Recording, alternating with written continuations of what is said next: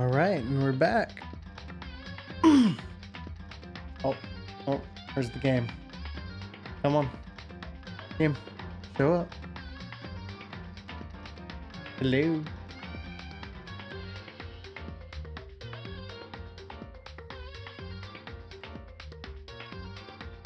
There we are.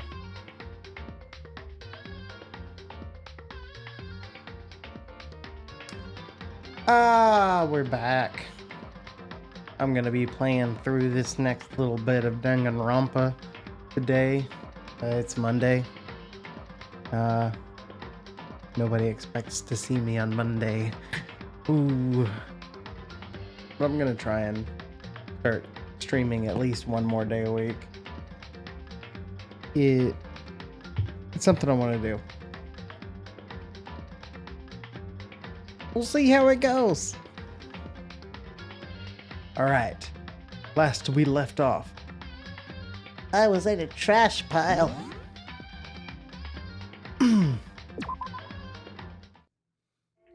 Yes. Okay. I gotta find my voices.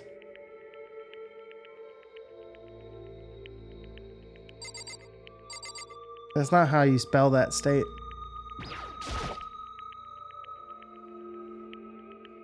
You said you had a reason for doing all that investigating on your own. So, how'd that turn out? Were you able to remember anything?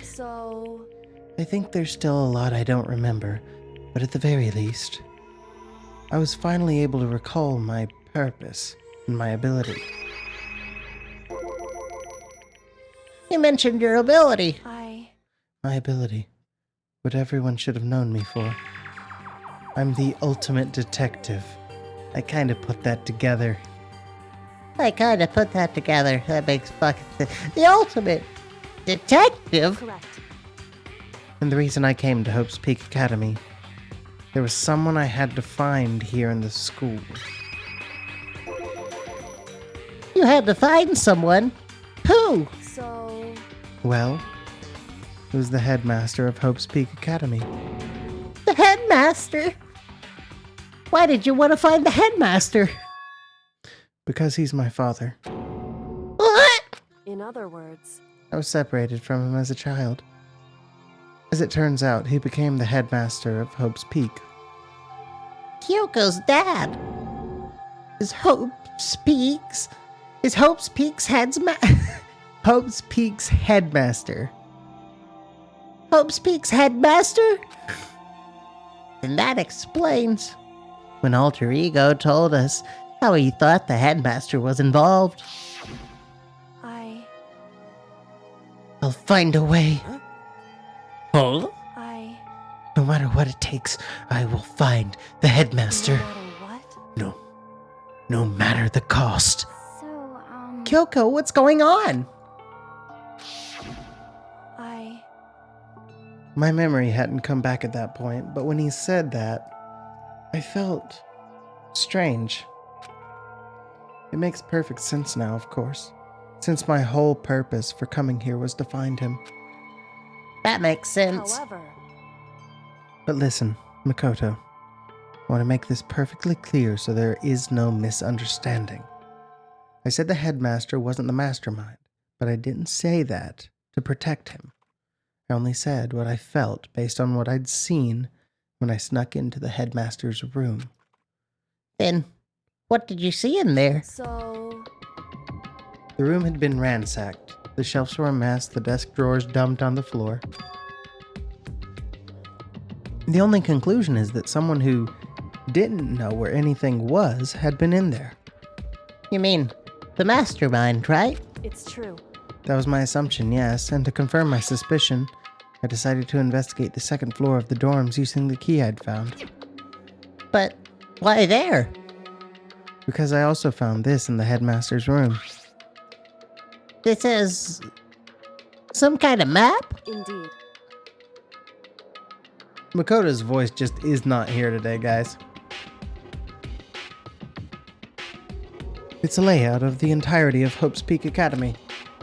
I found it in the headmaster's room along with Makuro's profile and that key. The map showed that the second floor was home to a number of rooms meant for faculty use.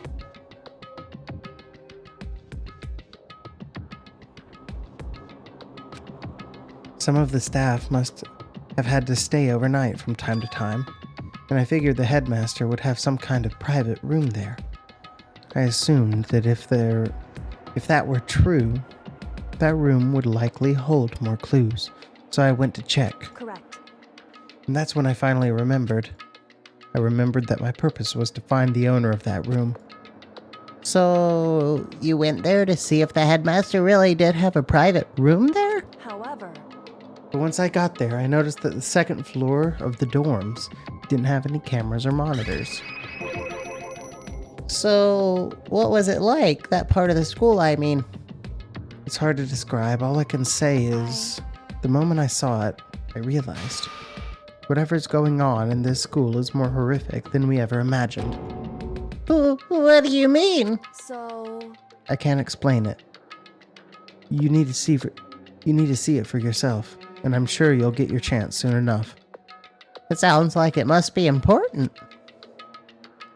And really ominous. What the hell is Makoto's voice? It just feels off today. Alright, let's walk around a little bit. This is a desk. It's probably the one that fell down here with me. Yeah. Over here.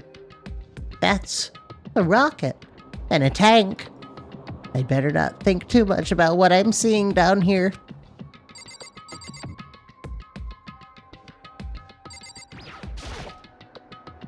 Is that an airplane? How'd something like that wind up in the school's garbage pit? Alright. Well, time to go up the stairs. Do. I have to talk to her more. however, Of course, once I got to the second floor of the dorms, there were no cameras and no monitors. Which is why I had no idea what was going on in the rest of the building. It has to do with Makuro Ikusaba, doesn't it? however, Just to be perfectly clear, I didn't kill her. And I know it wasn't you either.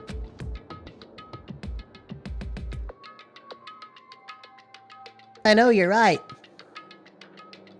But that just means everyone but you and me had an alibi. So then, who did kill her? anyway, Someone does not have an alibi. Toko does not have an alibi. Toko went, came back as killer or whatever. In between that time, could have done the deed. Just saying. But that's not true. What I can say for sure is that the mastermind is directly involved. To begin with, the point of the class trial of Makuro Ikusaba was to get me killed. Get you killed? indeed,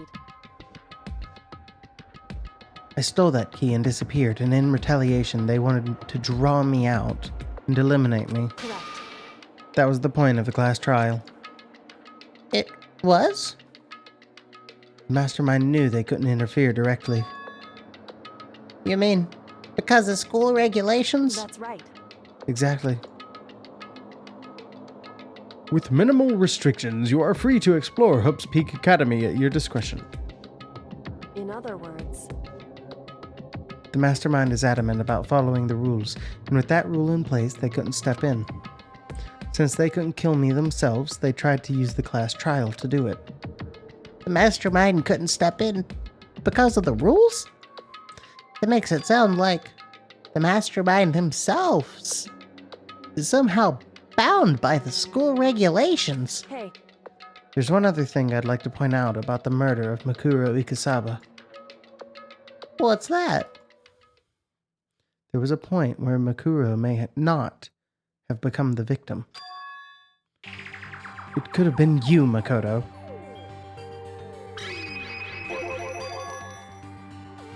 What?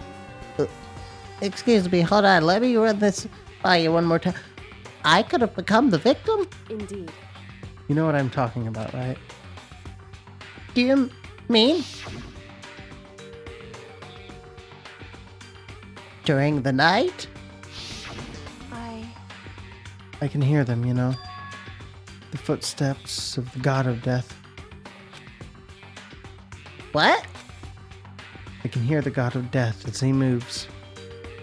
That ability naturally draws me into cases just like this, Anyway, which is exactly what happened with you. I was in the dorms, and I had a sudden sense of dread. I looked down the stairwell, and I saw a white shadow cross the corridor. I gave chase right away, and as I followed it, I saw the shadow go into your room. correct. I ran into your room, and I saw what was happening. I intervened immediately, of course. However, That wasn't the end of things, of course. I stopped them, but that led to whoever the masked assailant was. They ended up dead. correct. Their murder was disguised, and the dojo key wound up in my room. It all has to be the work of the mastermind in an attempt to use the class trial to eliminate me. So this would mean that whoever killed Makuro is also the mastermind, right? Indeed. I don't have conclusive evidence, but that's what I think. But that's really bad if true. It means the mastermind can kill whoever they want if they feel like it. Wait, but doesn't that create another contradiction? The mastermind wanted to use the class trial. To try and kill you because they couldn't interfere, right? Correct. You're right, that is a contradiction. And it's not just Makuro. They needed the class trial to kill me, but seemed ready to kill you in your room. Everything they did is a contradiction. So, what does it all mean? In other words, It means that the mastermind is the one who's been cornered. Huh? Makoto. Just a little more. A little more, and I should be able to figure out the mastermind's identity. The identity of the other ultimate despair. The other ultimate despair? There's no doubt that Makuro was the ultimate despair and that she's dead. But I don't think the ultimate despair is just one person. It's not? Indeed. You think about it. The ultimate despair seems to implicate whoever caused that event. You're talking about... What happened a year ago, the biggest, most awful, most tragic event in human history. the tragedy. Whoever's responsible for that. They're the ultimate despair? Would seem That despicable group was whose only purpose and motivation comes from despair. Then, they're... indeed. Make no mistake. They are the root of all the evil that has forced us to go through this. That is the ultimate despair. And that is a real... And that is a real enemy. Okay.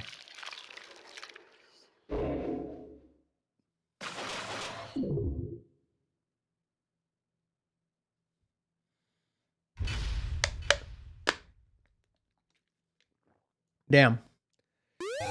So it's like 20 minutes of talking away from the end of that. Well, let's try not to make that a habit. Yeah. We'll go ahead and do that. 5 alive. The ultimate despair. A group of people who caused the tragedy 1 year ago. Those same people put together this killing game and began broadcasting it around the world. The most desperately awful group of people ever. That is the mastermind's true identity. Our enemy has finally been revealed. But right now, Anyway, Right now, you have to get out of this horrible place. Figuring out the rest of the story can come after.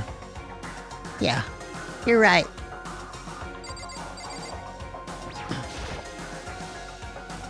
Yoko, do you still have that one thing? Manakuma's secret tool that you got from the headmaster's room? indeed. Of course I do. It's an absolutely vital part of ensnaring the mastermind. I would never part with it. And it can open any door in the school, right? That's right. And we should be able to use it on that door, right?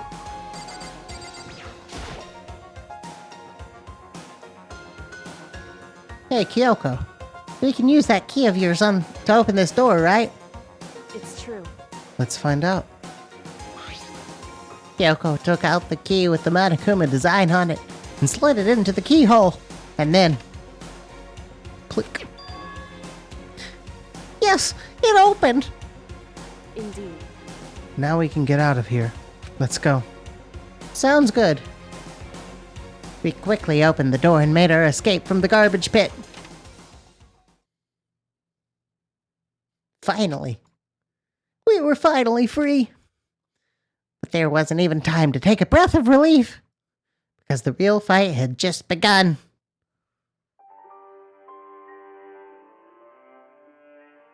Ultimate pain, ultimate suffering, ultimate despair, ultimate execution, ultimate death. Wow. All the ultimates. After leaving the garbage pit, we found ourselves in a tunnel extending straight up, like a chimney. There was a metal ladder leading up into the tunnel. We started climbing the ladder intent on reaching the surface.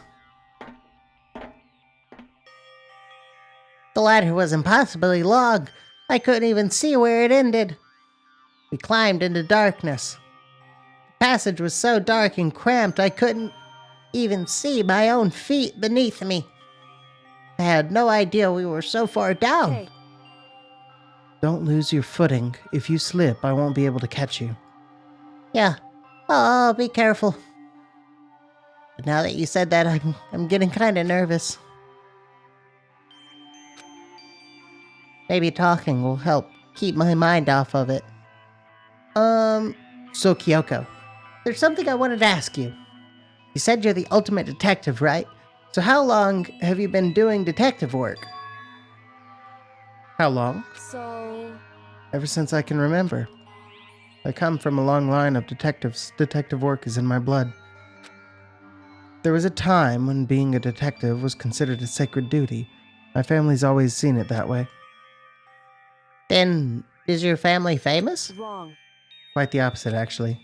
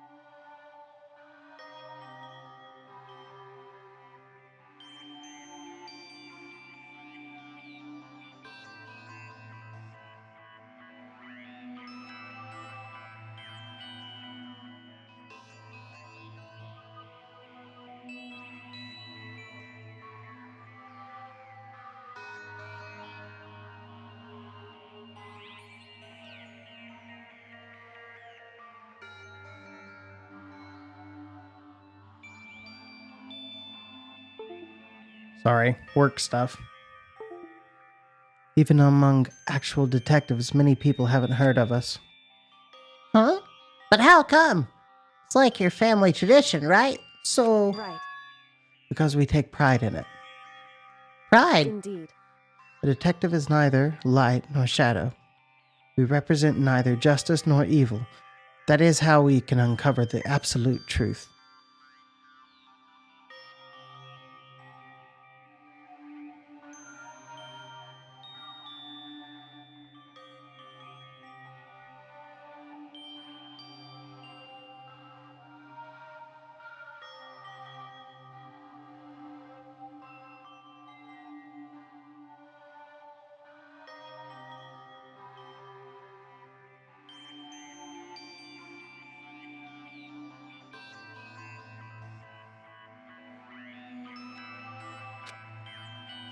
We stand neutral in all things And to do that, we have to stand separate from the rest of society, which is why we've made a conscious effort to conceal our existence. A conscious effort? It's true. It's kind of old-fashioned, and I can't say it's entirely irrational, but it's our family creed, and we do what we must to protect it. Because, like I said, it's our source of pride. In hell. My headset died.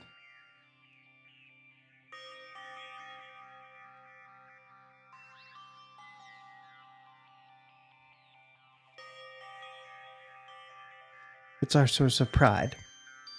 Pride. So that explains. Before I came here, when I was looking up info about the school online, I never saw anything about her. Because she hid herself on purpose to protect the pride of her family. However, And yet, I gave up some of that pride.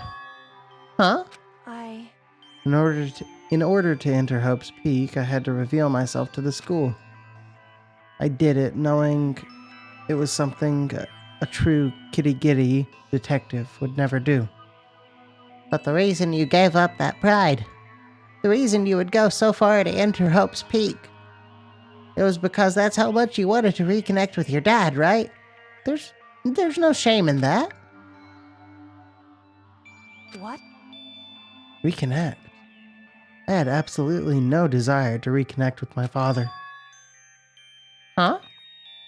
But you'd be reuniting after all those years, right? You would have had so much to talk about. Wrong. There's nothing I want to talk to my father about. However, There is something I want to say to him, though. What? No matter what it takes, I have to find him and tell him, face to face. What is it? So, I want to sever all ties with him. You can just do that, though. You don't have to, go through the whole rigmarole of being, putting your pride on the line to be accepted into a school that you might not have gotten into, to, maybe get a chance to corner him, to talk to him, to be like, fuck you, I never want to see you again. And then what? You're just going to drop out of the school? That goes on your record, too. Does that not affect your pride at all? What the fuck are you thinking? You could just stop talking to the dude. Come on, bro. Sever? The last time I saw him, I was still very young, so I don't remember myself, but apparently he was extremely intelligent. He was in line to become the next head of the Kirigiri family. He was talented and he had a promising future. It sounds like you already severed however, but he had no interest in detective work, so he cut himself off from the family. It sounds like he did all of the work for you. What? Not long after that, my mother died, and he simply ran away. He went to my grandfather, and they had a huge argument. And young as I was, he left me behind. I'm sure there was a reason for that. I'm sure your dad wanted to take you with him. right. If that's true, then I need to thank him. Thank him for leaving me. Because unlike him, I take pride in the work that I do. I take pride in my family name. So every last part of me is happy he didn't take me with him. If I'd gone with him, I never would have had the chance to become a detective. I was above Kyoko on the ladder, so I wasn't able to see her expression. So I couldn't tell. I couldn't see how she looked when she said that, what she might have been feeling. All I could tell was that compared to her usual self, she was more talkative and more emotional. I don't blame him, you know. He had his own life to live. That's what anyone in my position might say, right? But it's not true. However, But there's one thing that I can never forgive. Really? so, The way everyone else looked at me. I was never sad about being left behind. Like I said, I think it was a good thing. however, But when the rest of my family looked at me, they saw something different. They only saw me as the little girl that was abandoned by her father. That's how they see me, even to this day. This shadow has been following me my entire life, and I'm sick of it. I need him out of my life. I need to step out of his shadow. Correct. That's why I have to find him and tell him we're no longer family. In order to settle the past. In order to remove him from my life forever. I have no doubt he forgot about me years ago. But your family, just to cut him out like that. Wrong. Our only connection is through blood. Nothing more. Get it, Kyoko. Get it. Create your own family out of people that you like to be around. Good message. Are we connected by heart and soul? No. Hey, Is blood really enough to call someone family? Only connected by blood, not by heart or soul. I was so shocked to hear her say something like that. I didn't know how to respond. So instead, I said nothing. I just kept climbing the ladder in complete silence. And after I don't know how long, we finally reached the top.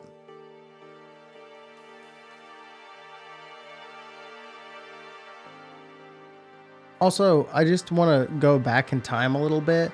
When he was like, Man, it really sucks that I'm not below her on the ladder. I can't see her expression. yeah, that's what you were thinking. I know, Makoto, you horny bastard. Yeah, it's because you couldn't see her face. That's why you were bummed out that you were above her on the ladder. There's a reason you're above her on the ladder, you fuck. Looks like this is it. On the other side of this door, Hope's Peak is waiting for us. We're back. that's right. Remember that hatch on the ground near the trash room? I'm fairly certain that's where we'll come out. I unlocked it earlier, so it should open without much trouble. Well, here goes nothing. I reached my right hand up and pushed against the hatch. The hatch opened with ease, and so...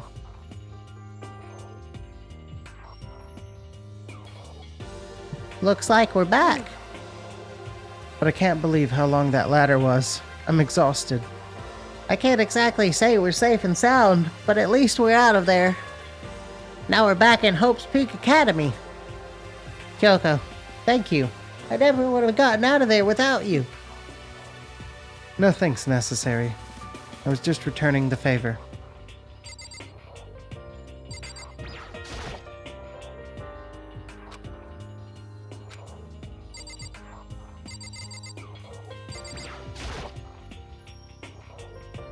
So, now what do we do? I'm glad I didn't die, of course. But if the mastermind finds out, and I'm worried about you too. You helped me, so they might... You're worried? Yeah, of course. So then, Then let's just get a concrete answer. Huh? in other words, Let's ask Monokuma if there's a problem with you escaping. Wait, that's... however, If we try to hide, it's only a matter of time till we're found out. And it's not like we can run away. As she said that, she pointed at the nearby surveillance camera. So you're saying rather than stressing out over getting caught, we should just give up now? Don't worry. What do you think is going to happen? What you think is going to happen isn't. Because the mastermind is the one that's ensnared. The mastermind is ensnared. You said something like that before. What does it mean? so The mastermind stood exposed during the investigation into Makuro's death. There was a moment where the mastermind let their guard down. There was? right. If we can talk to Monokuma, we can confirm it. And it'll be better for us to know. It'll be better for us if we go to him directly before he tracks us down. That should help with our negotiations. I'm still a little, super uneasy about this. But we don't really have a choice, do we? Indeed. Monokuma should be in the Shall we gym. go? Let's get going. All right. Leave the area? Sure.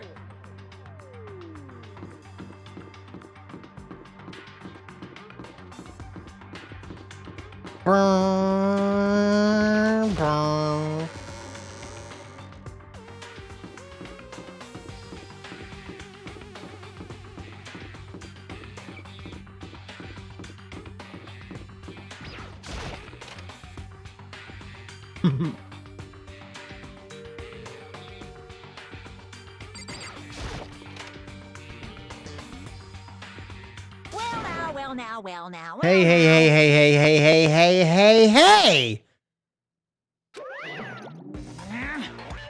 Kyoko, I don't mind so much.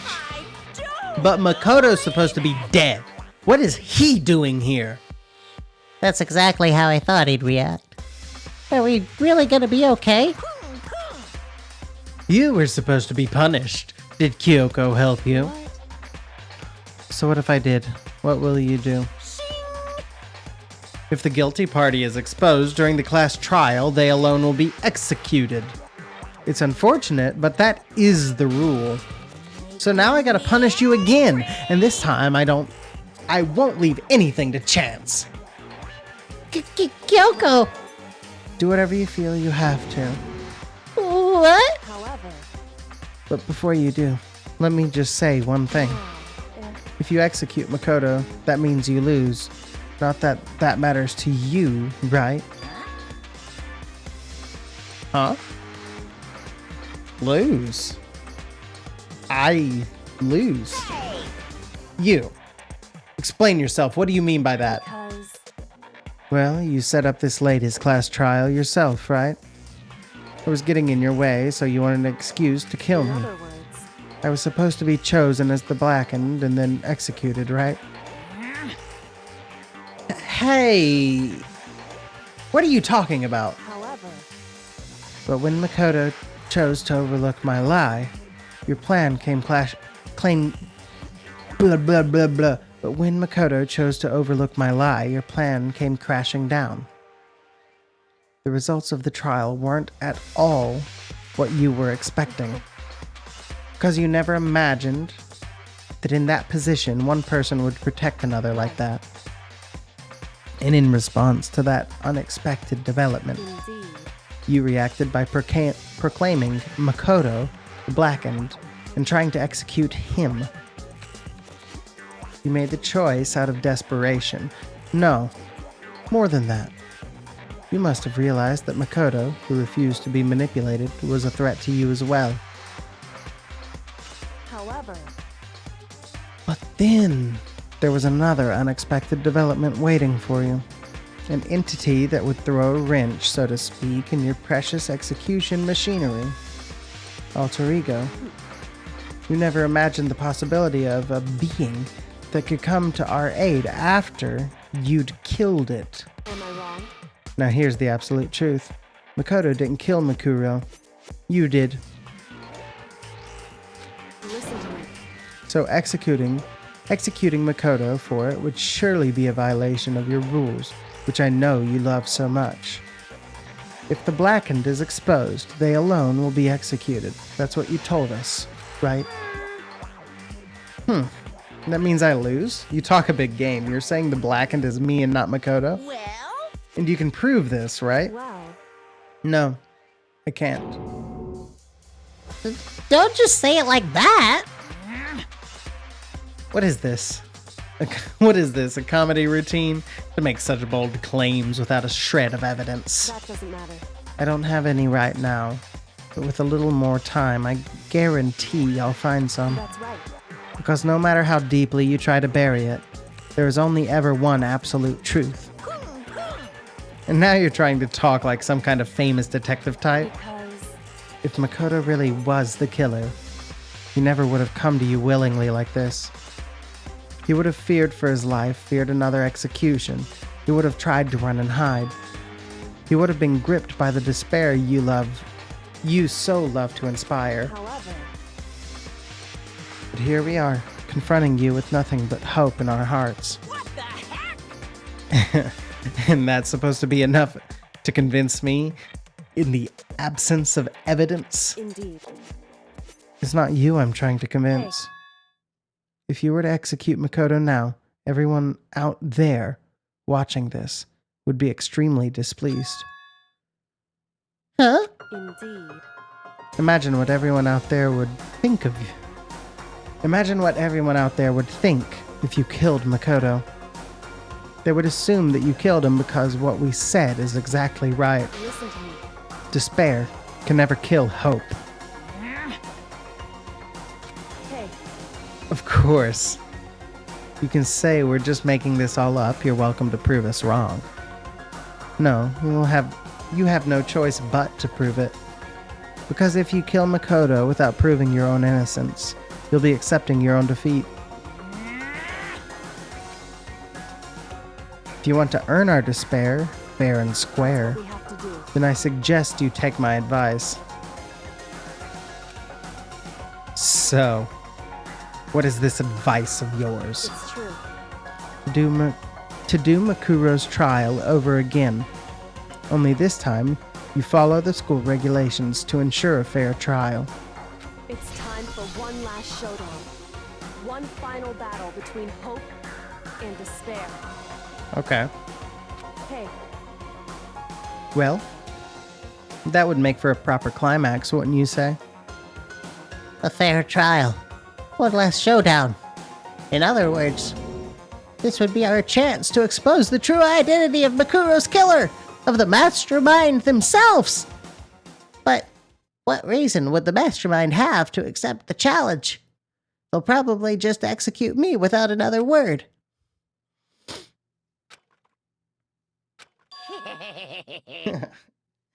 Interesting. Barrett! Very interesting indeed. Barry? What's wrong? Oh, I was getting bored, so I decided to change things up a little. So, time for bear jokes. Now, what you've suggested might be possible. It would certainly make for one honey of a climax. in other words, Does that mean you accept? You guys! If we do things your way, that'll be enough to convince you and the viewers, right? And it would cause you unbearable despair, right? Then I'm prepared to agree to your terms. Will your hope win out, or will my despair claim victory? Can barely contain myself! Let's have one final grisly showdown. He agreed. Then we still have a shot at this. Barrett! But this is the long-awaited climax, right? Just guessing the killer is blah blah blah. Just guessing the killer is barely a fitting end. Guys? So for this final face-off, you'll have to unearth all the mysteries that have been buried here.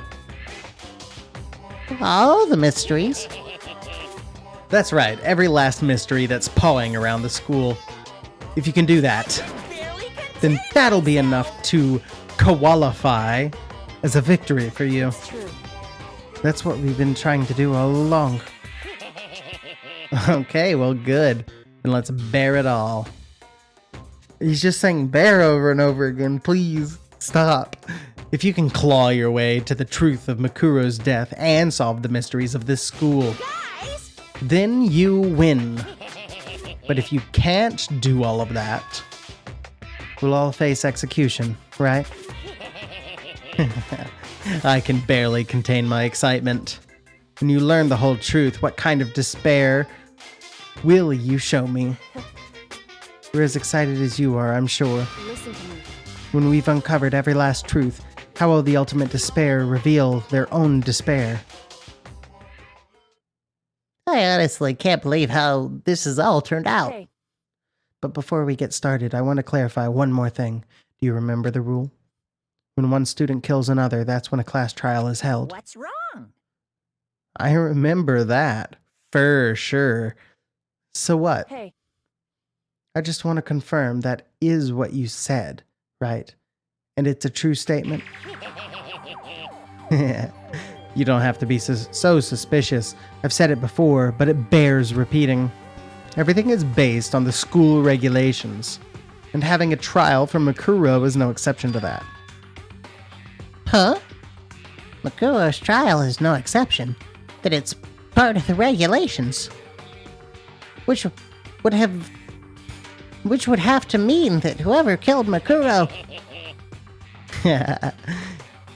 It's a very polarizing approach, I know. But okay, enough puns. Anyway, here's a hint. I'm sure I told you this already, but... this killing game began with 16 participants, all of them high school students. And the only people to take a single step in Hope's Peak since the killing game began are those 16 students. What? Listen, Are you telling the truth?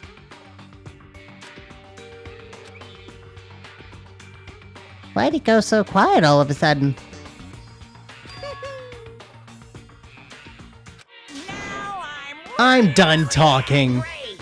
I got nothing left to say to you. So get lost, would ya? Why so mad? He seems emotionally unstable. Hey, Leave me alone. Get out of here. Okay, I'm going. You're really gonna let me go? I don't even care anymore. You're all gonna get your punishment later anyway. I need to start getting it ready. A super duper extra special punishment overflowing with despair. hey, Come on, Makoto. Let's go. Okay.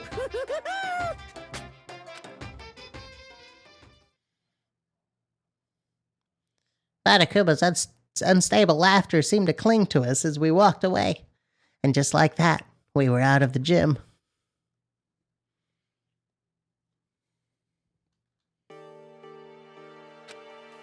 I could hardly believe it, but somehow I ended up not getting executed.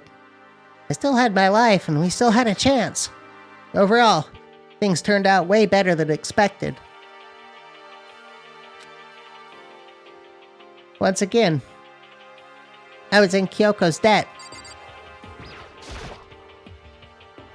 Kyoko, thank you. Everything I have right now is because of you. Don't thank me just yet. The real battle is still ahead of us. Yeah, true. But still, I'm glad it worked out. I wasn't sure if the enemy would accept my proposal. But honestly, why would the mastermind agree to that? I mean, they don't stand to gain anything from a final showdown, do they? so, They had no choice but to accept. Huh? because It's all because of that one moment that the mastermind let down their guard. Like I said, So when was it that the mastermind let their guard down? so, I wasn't there to hear it myself, but do you remember what the mastermind said? They said they had hijacked the airwaves to broadcast our school life to the outside world, right? Yeah, they definitely said that. listen, And what did you think when you heard that? Pretty hard to believe, right? Well, I mean, the idea of actually taking over the airwaves seemed so unbelievable. indeed. You don't exactly read about something like that happening very often, so it's hard to imagine. In other words, that kind of thing is extremely difficult to pull off. However, And yet somehow the mastermind was able to do it. in other words, But think of it another way. There must have been some reason they had to do something that difficult.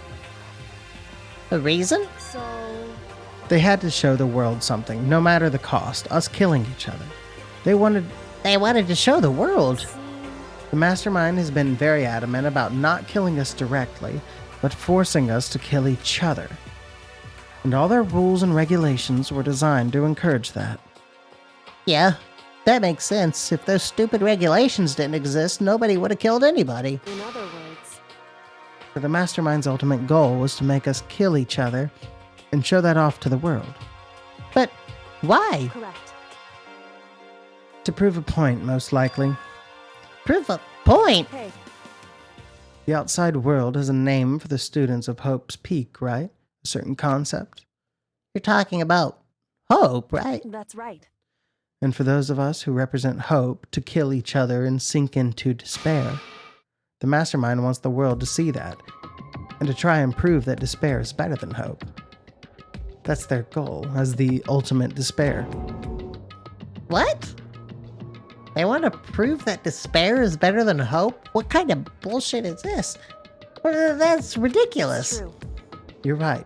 It is ridiculous, completely irrational.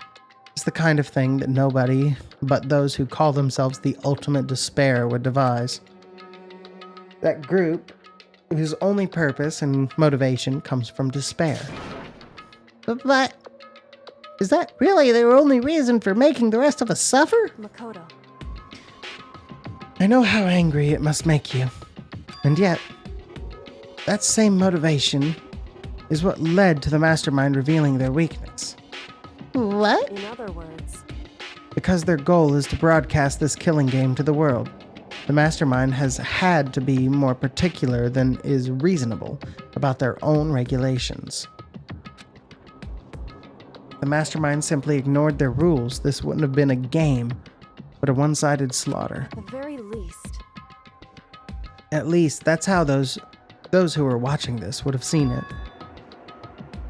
And that's why the mastermind couldn't kill any of us themselves? indeed. That is precisely the reason.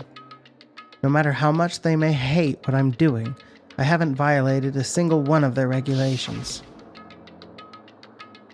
Junko broke the rules, so she was punished.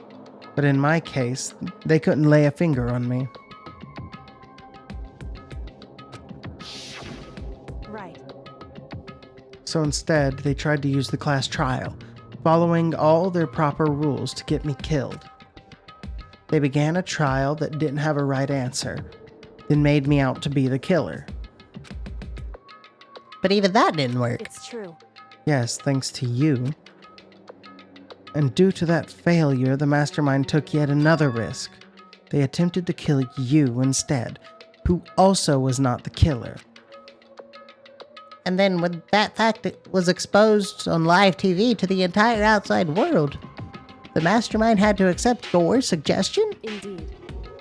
To prove to the world that despair is better than hope, they have to defeat us in perfect form. In other words, It would only do the mastermind harm to have it shown that they'd violated their own regulations. But all of that was a hunch, right? And you were still able to get the mastermind to accept your challenge? however, Well, it's only thanks to you that we got that chance. Because you believed in me, another path opened up. Still, I can't believe how much of the mastermind's thoughts and plans you were able to figure out.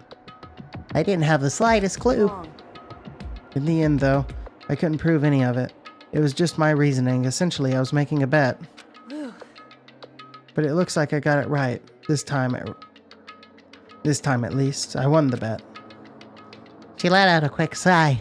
I took it as a small sign of relief. To be honest, I haven't been that nervous in a long time. I totally couldn't tell you were nervous at all. You seemed totally confident from the moment we decided to go talk to him. Well, presenting a strong demeanor is a fundamental part of a negotiation and persuasion, wouldn't you say? Plus, if I'd shown my uneasiness, that would have just made you that much more uneasy. Yeah, you're probably right. How pathetic. However, Anyway, we can't relax just yet. Why am I playing the sidekick to the protagonist? Shouldn't I be this person? All we've done is earn another chance to fight. We have to win this time, correct. or everything we've gone through will have been for nothing.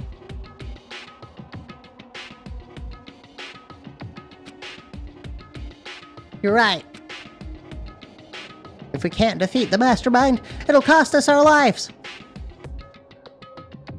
Makoto poo poo protag. We know this. These are words that we all accept. There's no option except to win! Hey, But before we begin the final battle, we have to tell the others what's going on. True. But But now we know who our real enemy is. All we have to do now is work together with everyone to destroy the mastermind. Work together with everyone. However, Is that really possible? Huh? anyway, Right now we have to go find the others. shall we go? They're probably in the dorm somewhere. Shall we go? All right. Let's go. So much talking.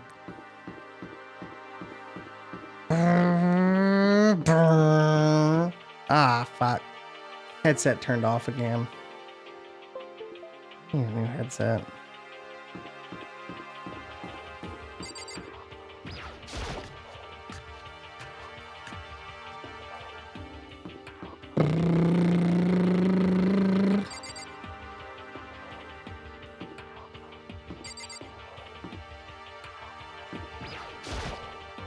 Knock, knock.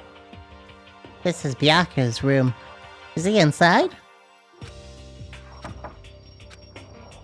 Hey, I don't think he's here. Come on, we need to keep looking.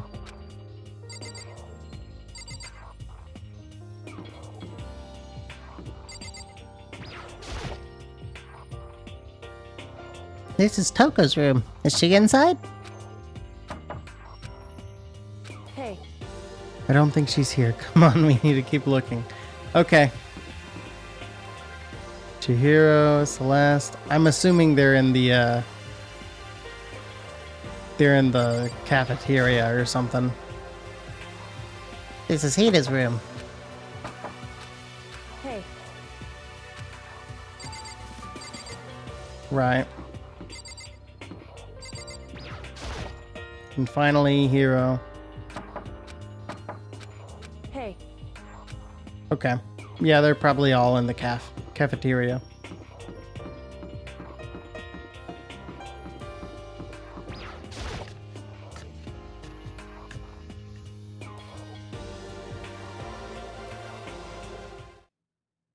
And suddenly, we were greeted with...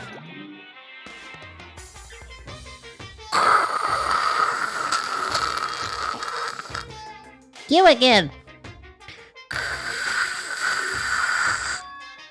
Is he broken? I suppose his emotional instability reached its limit.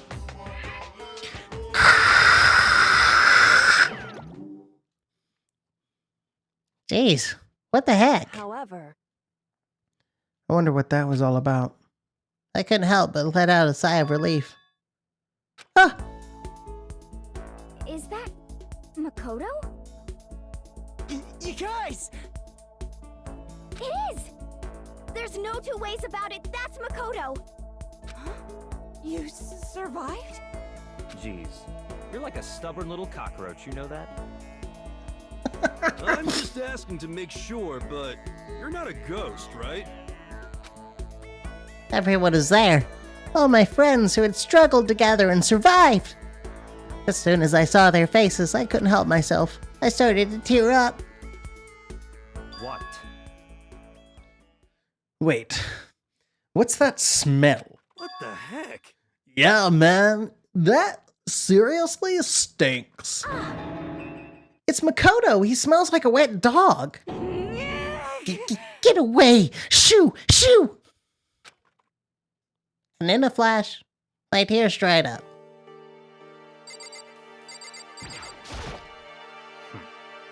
I still can't believe you survived. Yeah, me either. Do you realize why it is you escaped execution?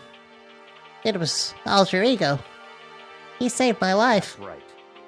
Not too many people can say they had their life saved by a computer program. I imagine it was a learning experience for you. Alright, what do you have to say? Makoto! What was it like hanging out in the spirit world? I didn't go to the spirit world? You know? Did you get to talk to her? Who? Miss Cleo? No, I didn't talk to her. I mean, I didn't go to the spirit world. I mean, who the heck is Miss Cleo?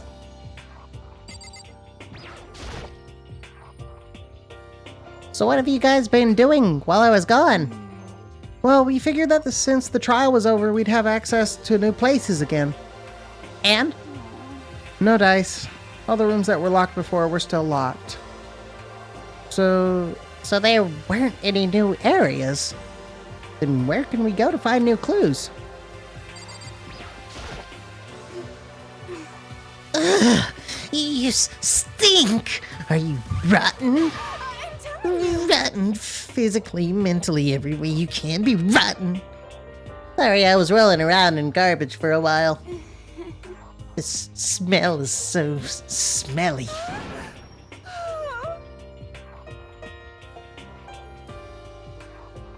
I'm not reading that.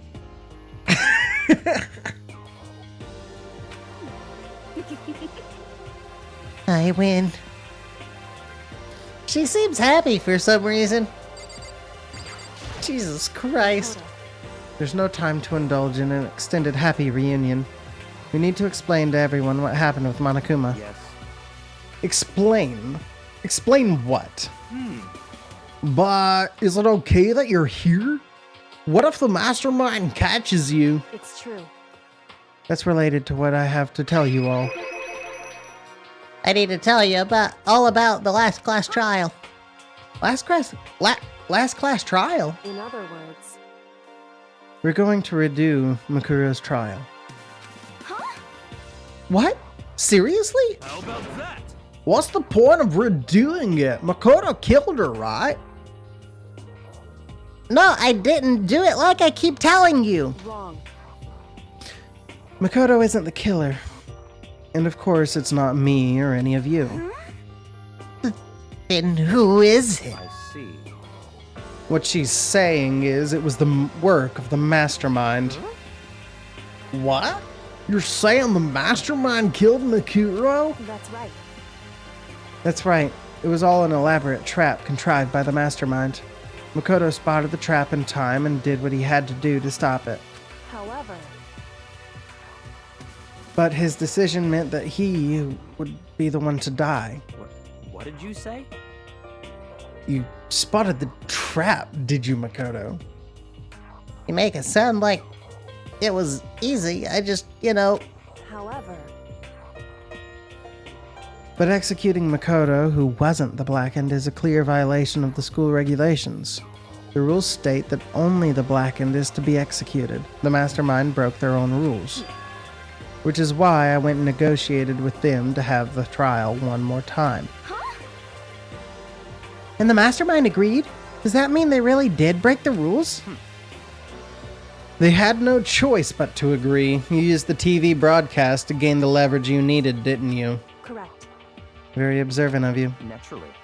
I recall what you said at the end of the last class trial. When you said, now it's the mastermind that's ensnared, that's what you were referring to. Don't be mean. Hey, I'm totally in the dark here. For anyone who doesn't understand, you can ask Kyoko to explain it again. Later. So, knowing all this, what do we do now? About that. It's about who killed Makuro, right? So our job is to expose the mastermind? But there's more to it than that, correct? Yeah.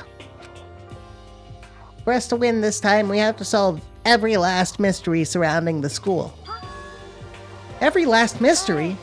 But we've been looking around all this time and we still don't know anything, right? Anyway,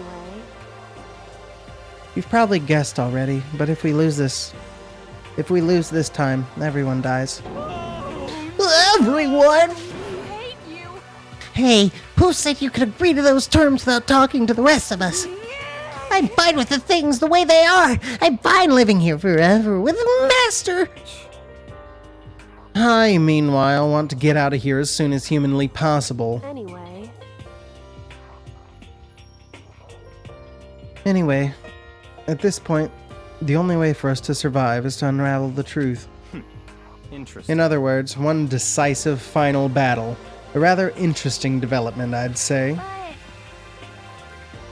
But figuring out who the mastermind is and how they killed Makuro and the school's mysteries, it's all pretty pretty tall freaking order. Maybe. But this time the trial is different. We know who our enemy is now. So if we work together and search as hard as we can, I'm sure we'll solve all those mysteries. I'm not so sure about that. Huh? I can't agree with the idea of working together with everyone. You can't agree. Why not? I mean, working together with everyone seems like the most obvious way to solve all the mysteries. Indeed. That's what I thought, too, at first. Until Monokuma gave us that little hint of his. Hint?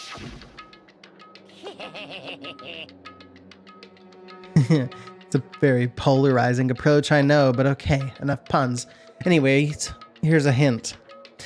I'm sure I told you this already, but this killing game began with 16 participants, all of them high school students, and the only people to take a single step in Hope's Peak since the killing game began are those 16 students. I see. Monokuma said that, did he?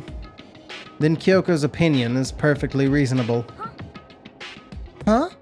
But why? So, in other words, If the mastermind really is the one who killed Makuro, as Kyoko says, then the mastermind would have had to set foot in this school, right?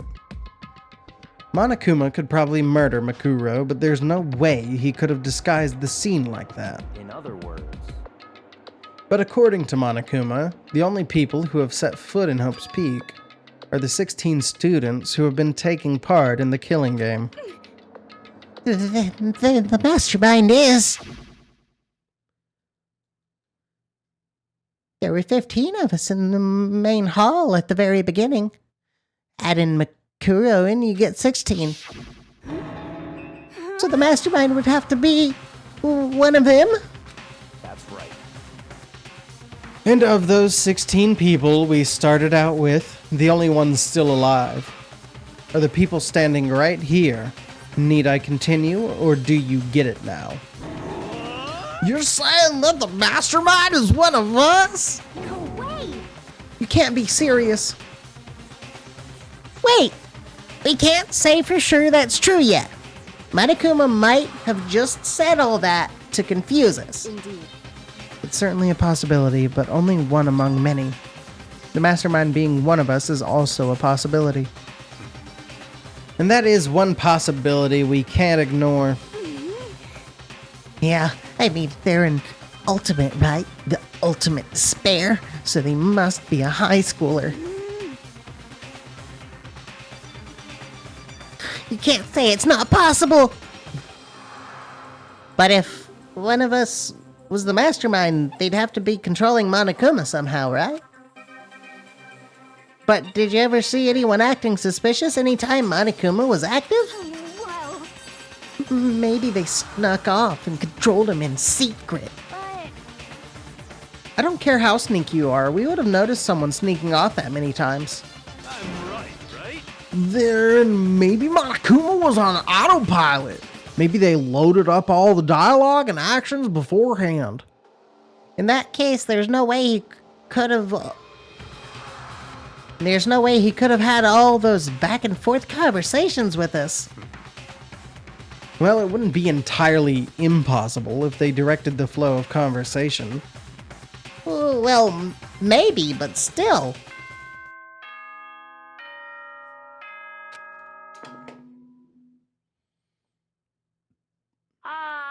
This is a school announcement. You've all probably figured this out by now, but at this point, the killing game has now entered true ending mode. So, in the name of fairness, I will unlock every room in the school. Look wherever you want. Solve the mystery in whatever way you see fit. Then we can all meet up at the class trial, okay?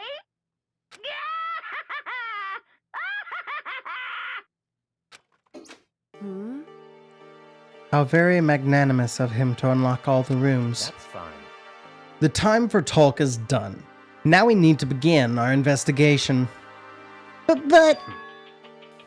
I was planning on working alone from the beginning anyway. In the name of my family. At this point, I can rely only on myself, on the Tagami blood flowing through my veins. I have no time to worry about the rest of you. Each of you must uphold your responsibility. Well then, After making his final statement, Byakuya left the dining hall. Master! He didn't take me with him? Hey, do you blame him? Without Master, the rest of you are like coffee with cream without the cream. Or coffee. You're totally useless! So bye! With that, Toko trudged out of the dining hall. And now she's gone. And you're gonna go off by yourself. Right, Kyoko? Indeed. That's right. Which just leaves Makoto, Hina, and me. you know? In that case, I'm gonna go by myself too. Just a second. Wait, how come? How about that? Just wait and see. I'm gonna use my totally awesome spirit power to figure out the mastermind's identity.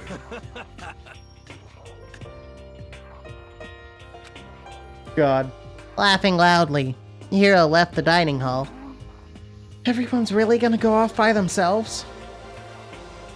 What about you, Hina? I guess I'll do the same thing. I mean, it's not that I don't trust everyone, you know? I mean, But up till now, I haven't really been all that useful. I just depended on Sakura and everyone else. You're not useless. If you hadn't been there, I would have died. Makoto. That's really nice of you to say. What?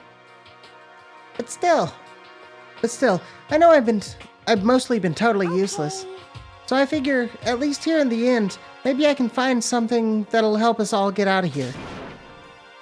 So I'm gonna go off and do it all on my own. Okay, see you later. Hina was in a surprisingly high spirits as she dashed out of the dining hall. And once again, just us two. Indeed.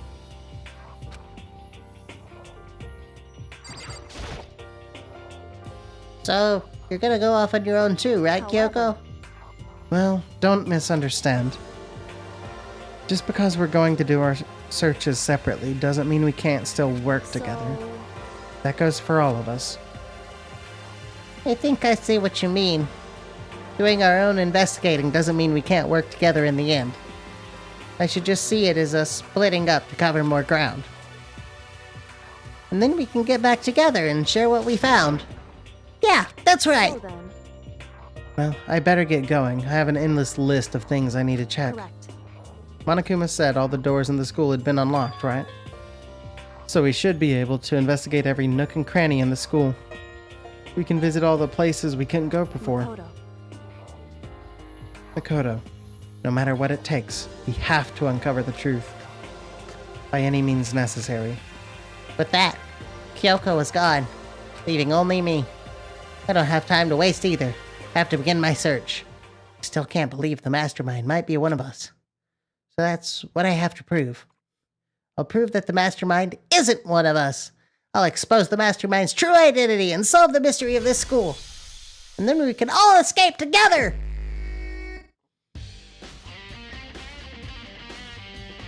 I guess I'll start by taking another look at Makuro's Monokuma file. Due to the explosion, the victim's identity is unknown. They were, however, dead before the blast. The victim had been stabbed a single time with a knife which went completely through the body.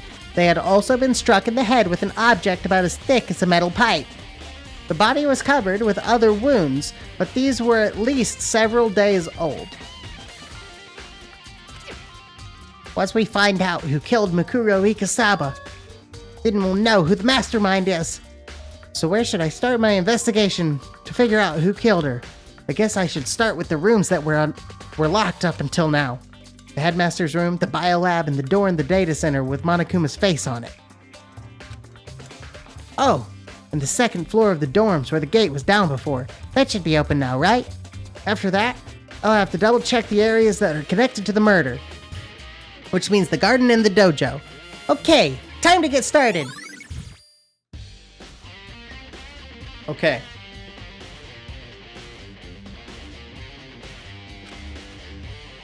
All right. Well, first place I want to go is the second floor, the second floor of dorms.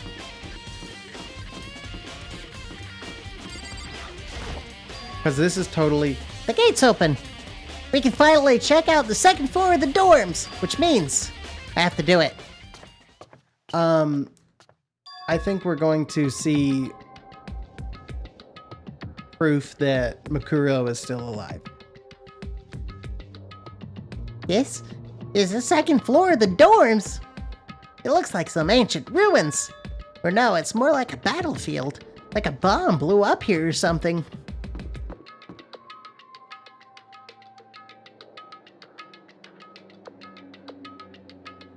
Okay.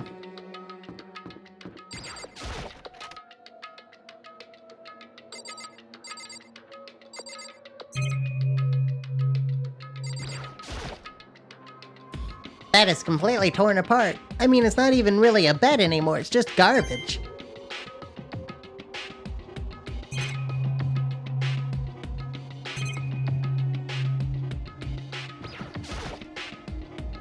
I opened the door just a crack, glanced inside, and immediately closed it again. There wasn't even a hint of a bathroom, just a big pile of rubble. All right. Sure, we'll leave the area.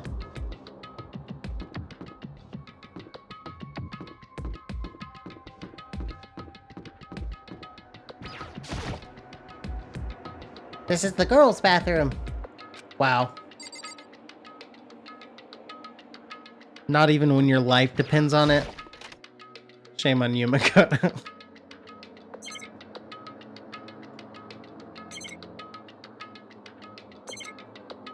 Wow. Okay.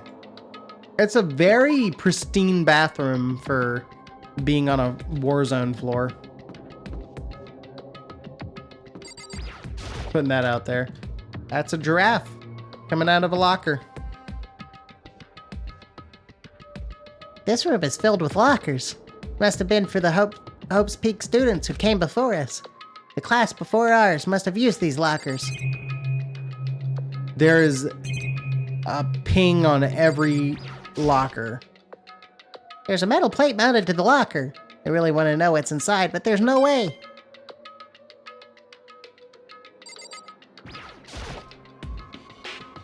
Uh-huh.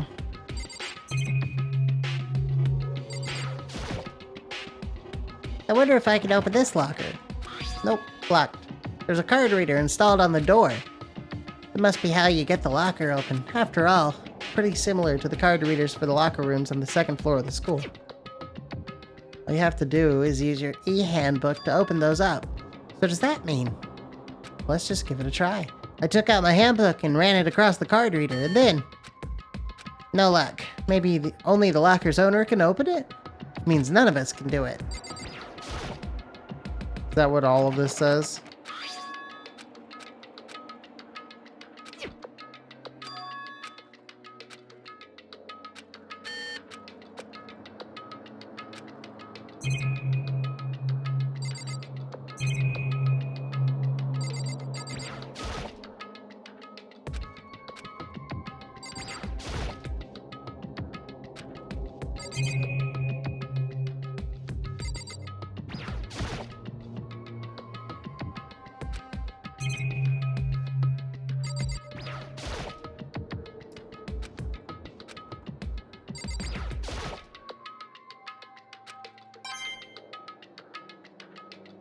Okay.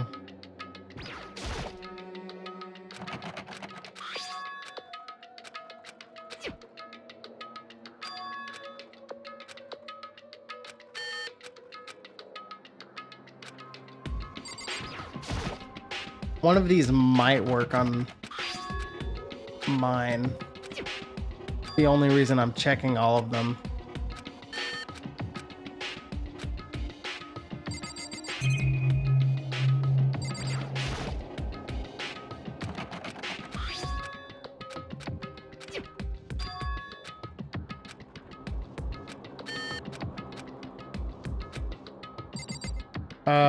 Second idea is that I go to the area that has all of the handbooks, and then I just see if it'll let me grab all of the handbooks and come back. Because that would be cool. This room doesn't really feel like a student's room. It has a more adult atmosphere. Correct. It's the headmaster's private room. Ah! Kyoko! Indeed. I've been through this room several times already, but I still have one little regret. So I decided to check it out one more time. Huh? A regret?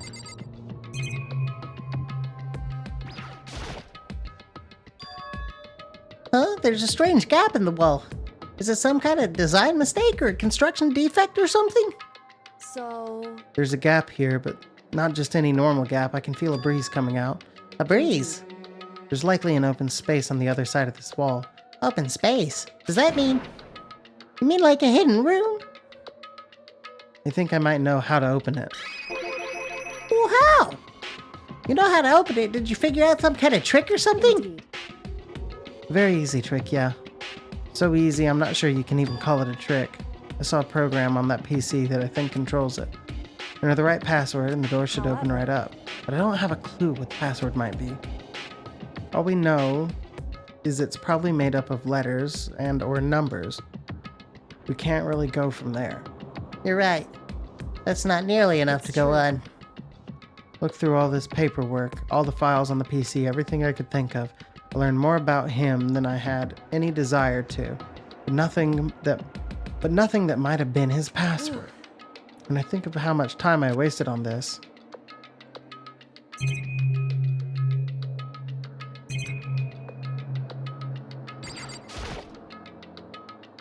A leather chair. I can't imagine a student using something like this. Must have been the headmaster's. Students can't use leather chairs? The desk is home to a computer. It must have belonged to the headmaster. Alright.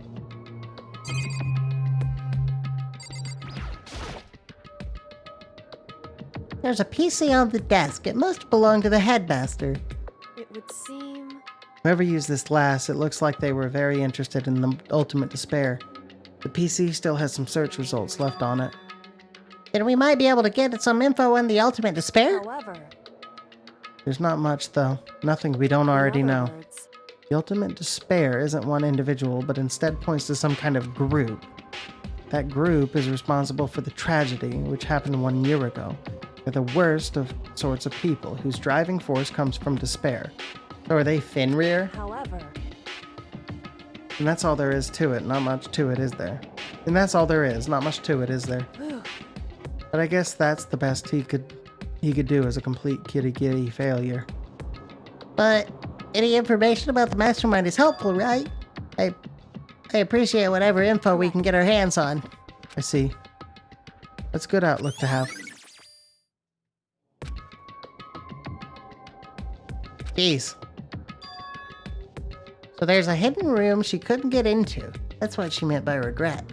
I think we can assume that there must be some kind of clue waiting in there. But maybe for her, there's more to it than that. Anyway, if we want to get in there, we need to figure out the password. And if Kyoko can't figure it out, no way do I stand a chance. No, wait, there might be a chance. The password could be something Kyoko wouldn't have thought of, or something she didn't want to think of.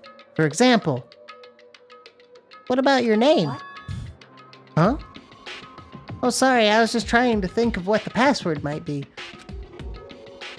I'm sure she hasn't tried it. I mean, it's totally understandable. After the way she talked about her dad, the idea that he would use her name as his password. Knowing how she is, I bet the idea never even occurred to her. Do you mind if I try it, just to be sure? It's gonna work. It's not like you need my permission. If you want to try it. Do whatever you want. Okay.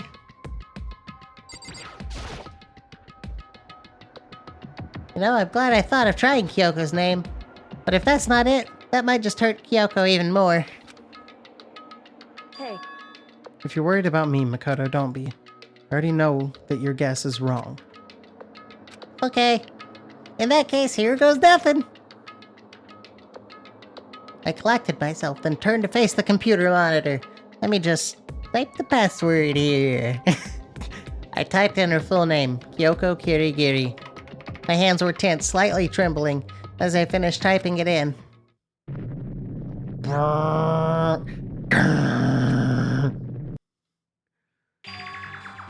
What? That did it? Kyoko, it worked! I'm more pissed. I'm so fucking pissed. Why?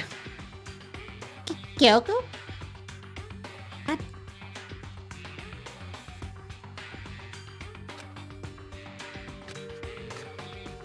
Without looking at me, she disappeared into the hidden room. She looked grim. Kyoko.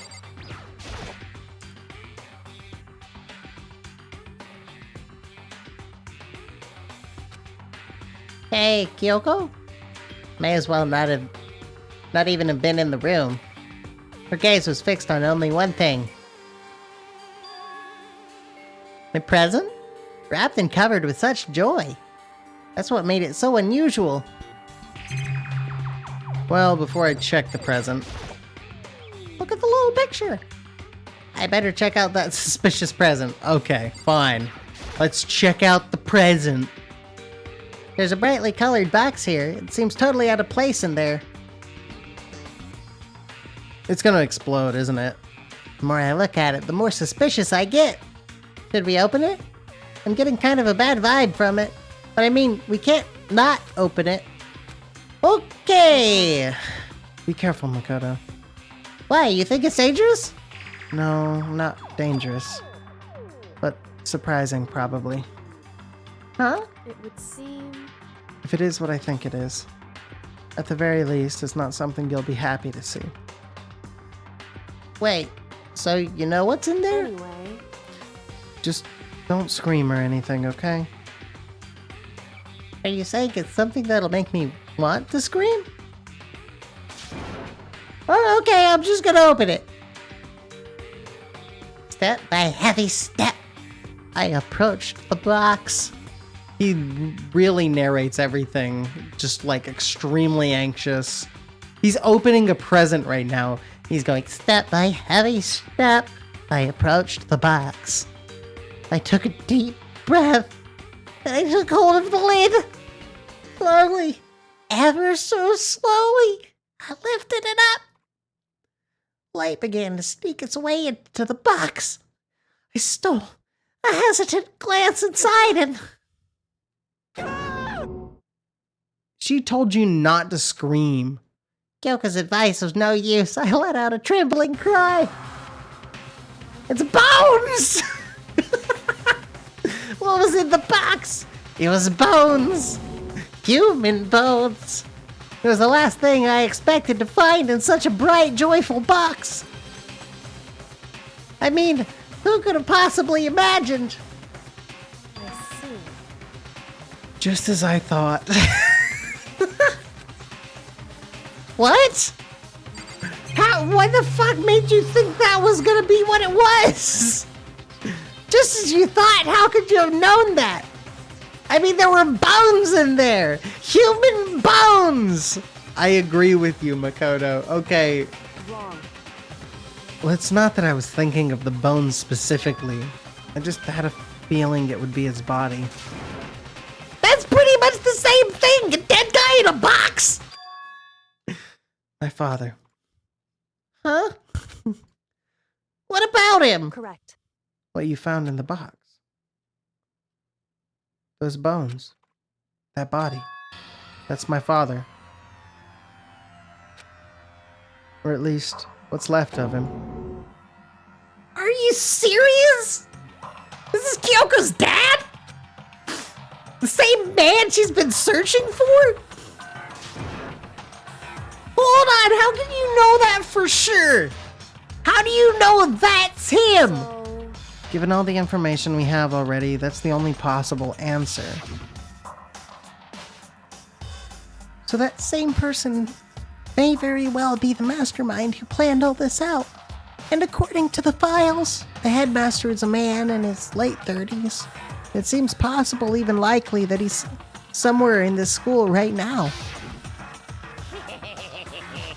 It's a very polarizing approach, I know, but okay, enough puns. Anyway, here's a hint. I'm sure I told you this already, but this killing game began with 16 participants, all of them high school students, and the only people to take a single step in Hope's Peak since the killing game began are those 16 students. Alter Ego said that the headmaster was probably here in this school, but the only ones who were alive at the start of the killing game were us 16 students. When you put those two ideas together, it doesn't take much to assume that most likely my father was in this school, but he was also dead. That's my assumption, anyway.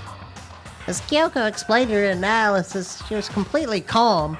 Or no, she wasn't calm. She was only trying to seem calm. She said it was just as she thought, so she knew it was a possibility, but I have to believe that at some point she wanted to be proven wrong. Which is why she never looked in the box herself, even though she had plenty of chances. I know Kyoko said she wanted to see her father, so she could cut off all ties. But was that all there was to it? I gave up some of that pride. In order to enter Hope's Peak, I had to reveal myself to the school. I did it knowing it was something a true Kirigiri detective would never do. Would she really give up her pride just for that? I was just saying that, bro. I couldn't help but wonder. Hidden room present has been added to the truth bullet section of your handbook. The fuck, man?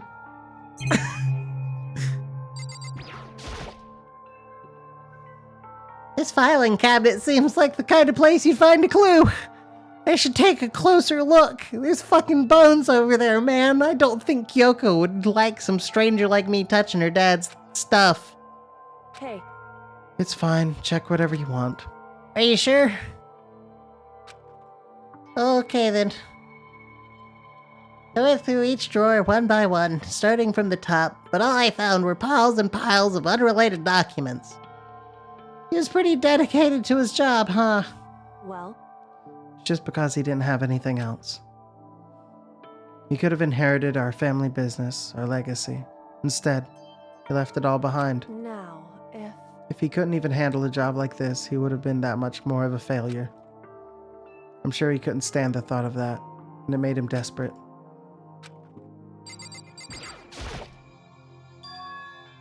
Huh? This picture? It's all faded. It must be pretty old. Wait, is this a picture of... Hey, Kyoko! Baby pictures, no! why would you? Oh, this is annoying. Came here to cut myself free of the past, and yet... to now find something like this. So what do you expect me to do now? And I was right. It's a picture of Kyoko when she was a little girl. Knowing the headmaster had this picture all this time, he must have really cared about her. Why? Why? What? I wanted to face him and tell him myself to cut him out of my life for abandoning me. That's the whole reason I came here. Now he's abandoned me again. And this time he even stole the only opportunity I had to move on. Has there ever been a worse father? Kyoko. That's not cool, man. Like, maybe he was gonna come back and talk to you, but he got bonked in the head real bad. Church-a-bonk, church-a-bonk. Bonk is all you need. And he got put in a box. Well, his bones did. I don't know where any of the meat is. Did they wait for it? Did they stuff him in the box and then he decomposed in the box? Or did they, like, cut the meat off and then put the bones in there? Did they just wait for him to decompose and then put the bones in the box? I really don't know. Those look like pretty clean bones, though. I know there's a thing where, like, hunters, they'll, like, take the head of a deer that they've killed and they'll actually, like, put it in a bucket full of, like, maggots and worms and shit, and they'll stuff it in the ground and they'll leave it there for, like, a month and then they'll pull it back out, and that's how you get, like, those displays of, like, why am I doing this in Makota's voice? These displays, the displays of, like, just the skull of the deer with the antlers on it. Was it something like that? Is that what happened? I've gone on too long of a tangent, I feel like, so I'm gonna get back to the game now. Photo of Kyoko and Headmaster has been added to the Truth Bullet section of your handbook. And there's a desk over here. The headmaster's desk. It's probably hiding some kind of clue, so I really want to check it out, but I really don't want to touch Kyoko's dad's desk without her permission. Hey, Don't worry about me. Feel free to look around as much as you like. Are you sure? because Never let anything get in the way of the investigation. I don't. Okay then, if you don't mind, there's still fucking bones in the room, man. Starting from the top, I opened all the desk drawers and looked inside. I rummaged through each one, finding nothing but unrelated documents. But in the last drawer... Huh? Is this? It's an e-handbook, right? It has a label on it that says in case of emergency.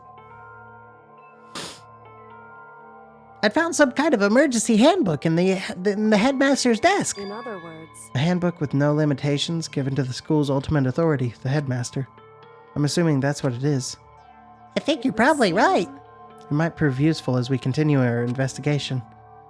Why don't you hold on to it? Huh? But, Kyoko, I don't need it. If you don't want it, go ahead and leave it here. then I guess I'll take it. Is this really okay? All right. hey, Listen, Makoto, Huh? can I ask you a favor? A favor? What is it? so I know it's completely unreasonable to ask you this. And I know it'll only inconvenience you that much more, Hey. but could you leave? Huh? correct. Just for a little while. I'd just like to be alone for a bit. Kyoko, Don't worry, I'm fine. Just need to calm down a little. Just I a need second. to get my emotions in order. you know, Kyoko, you told me before about the relationship you had with your dad. That you're the only connected by...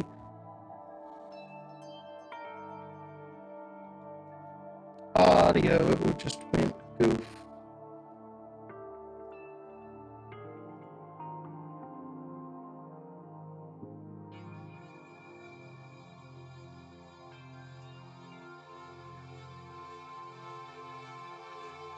I'm back? All good? All good? Test.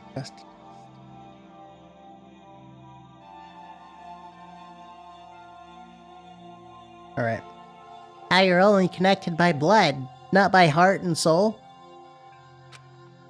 But, Maybe that picture motivated him. Maybe he hoped to see me again someday. Is that what you were going to say? If so, it's just a theory. And this isn't an issue that can be settled with theories. That picture doesn't change the facts of what happened, what I went through. That problem can't be solved so easily. you're right. I'm sorry. Anyway, Once I've got myself under control, I'll return to the investigation immediately. So please just give me some time to myself. Okay, I understand. Then I'll see you later.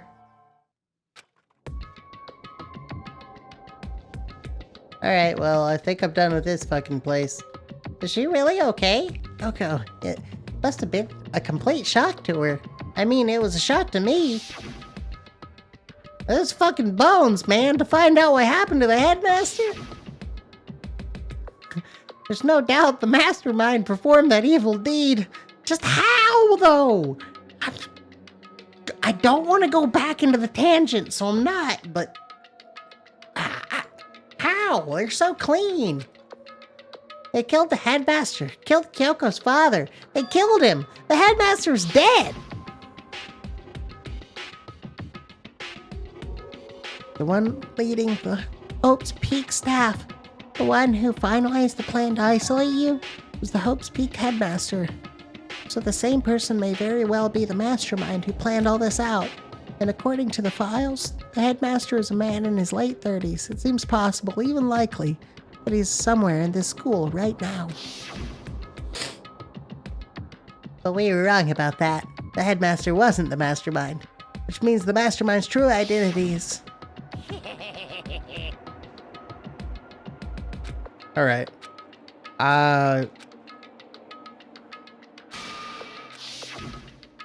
I'm going through the flashbacks. Anime and their fucking flashbacks, am I right? 15 of us met in the mail hall. Add Makuro to that mix and you get 16, and including me, only 6 of us are still alive. Everyone else is dead.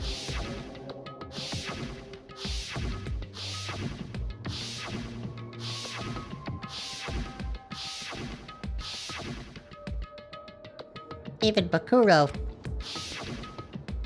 That's not Makuro. Even she's undeniably dead! It's totally not Makuro.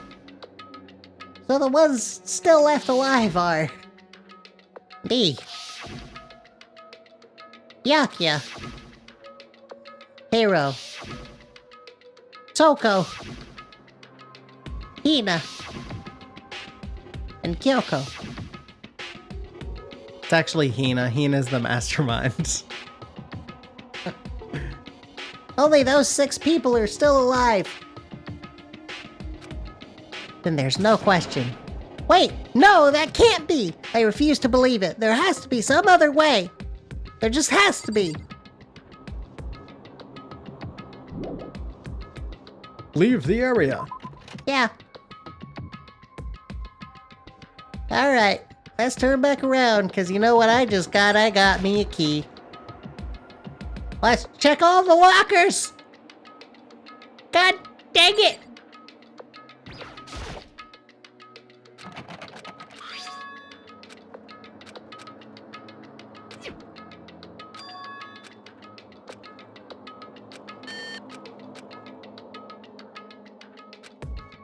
Wait, but what about that emergency handbook I found in the headmaster's hidden room?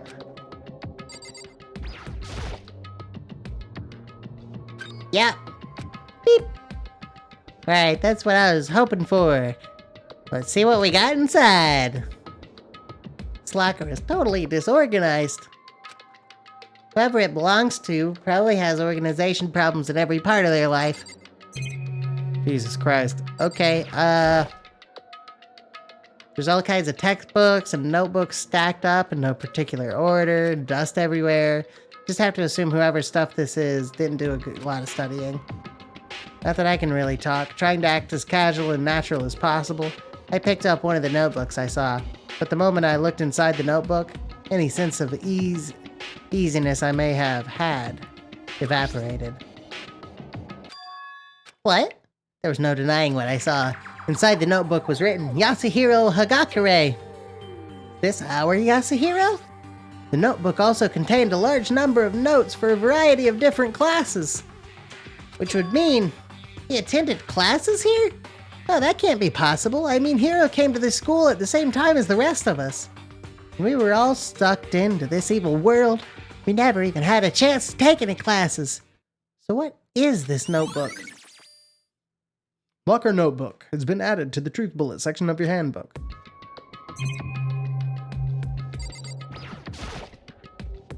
Is this a deck of playing cards? No, they're tarot cards. Wait, but... aren't those used for telling fortunes? It's just a coincidence, right? No, I was supposed to look at these. I was supposed to look at these from top to bottom. Okay, so that's Hiro's locker. So this one's Byakuya's locker, right? Beep. Looks like the locker opened. Now let's see what we got inside. Don't see anything that might be a clue.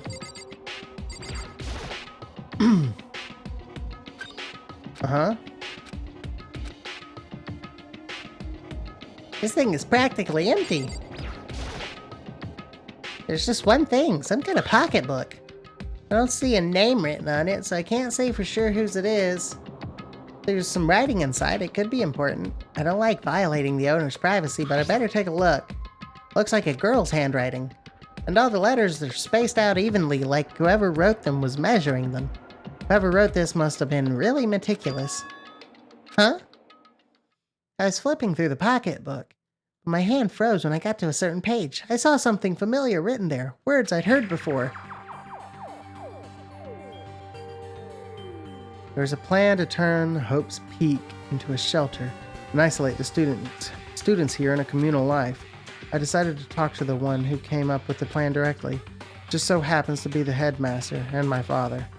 He was willing to give me some more details regarding the plan. Here's what he said. The point is to keep our student prodigies safe, to keep them as our hope for the future. Only their genius can overcome disaster, and only their hope can overcome despair. For the future of our country, our world, it's not an exaggeration to call this our final hope. We must isolate our superior youth from the corrupted world to serve as the foundation for a new era. This is the only hope we have. I hope that you'll be willing to go along with this plan. So that's what my father had to say to me. As usual, he made a selfish decision without consulting anyone. I can't imagine a worse father. This can't be true, can it? But I knew it was, and I knew exactly who the pocketbook belonged to. Kyoko.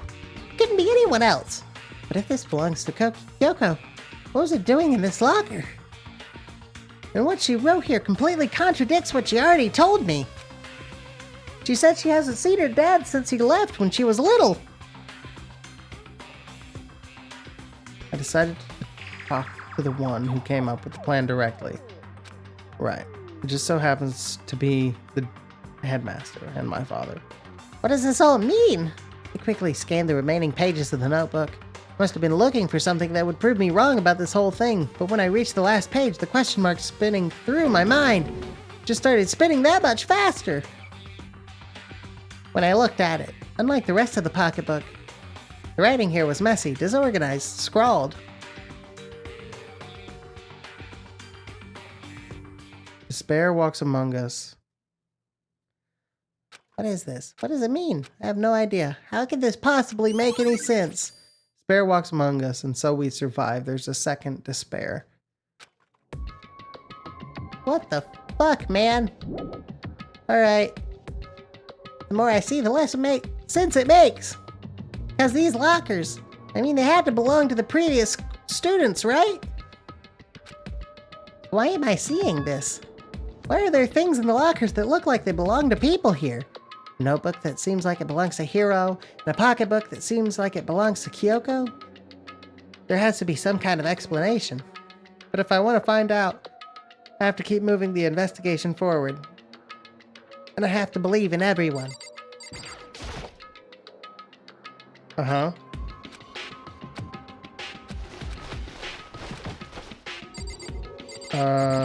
This was Kyoko's, right?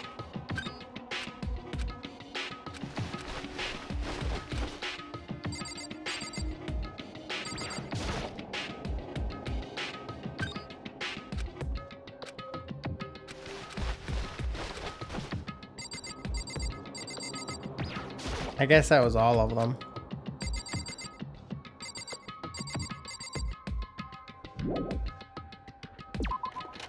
So Hiro and Kyoko are the only two usable lockers. Here. Okay.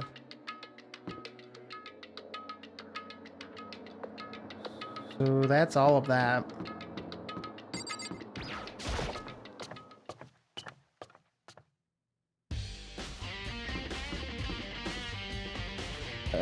All right. Matt.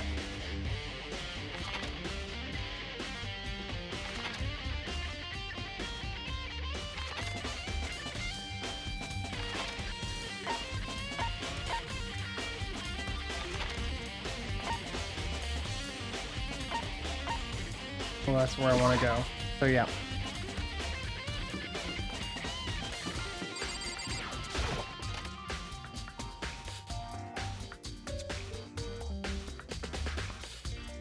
Hey Hey, Makoto. Oh, Makoto, are you here to look around too? Is that what you're doing here? Yeah, I can't help but wonder about that Monokuma door. So I figured if all the doors in the school had been unlocked, that one should be open too, right? I couldn't bring myself to open it. I mean, Because it might explode, right? And that'd really suck. So you open it. I'm sure she didn't mean it, but she made it sound like she was okay with me getting blown up. We've looked at everything else in here. So yep, Makoto door. Monokuma door. Okay, so guess I'll open it. Oh, wait! Let me take cover first. I don't want to get exploded. Hina raced over to a nearby desk and hid underneath it. Okay, go ahead. What the fuck, man? Everything will be okay, right? Alright, here goes nothing. Threw all my weight into it, but the door opened much easier than I expected. I fell into the next room. There was no explosion, thankfully. My first impression was... Whoa, this place is so totally sci-fi. Yeah, I was kind of thinking the same thing.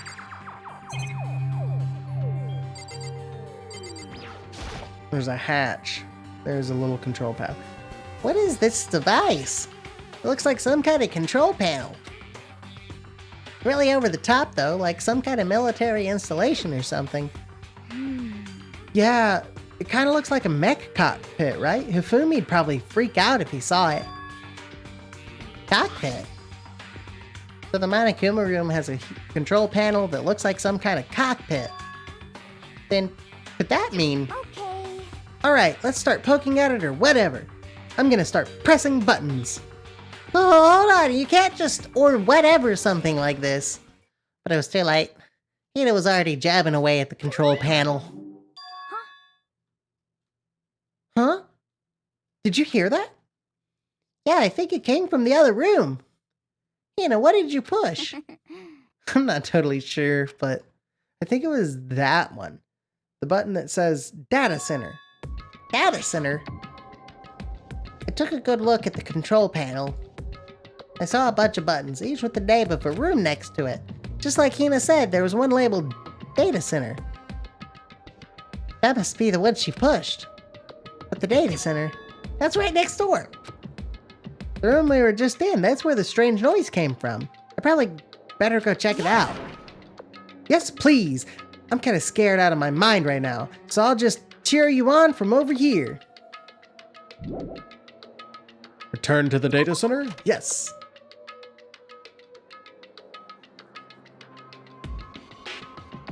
Did I just hear what I think I heard? Is that Monokuma? Hey! Ah, give me all your donuts! Is that you, Hina? What? Oh man, busted. How did you know? Say what? Anyway, what is this? Some kind of remote control camera kind of setup? You don't even know what you're controlling? I mean, I can't really see anything from in here. Found it. Guess what I found? A self-destruct button. Whatever you do, don't push it! Dad. Oh man.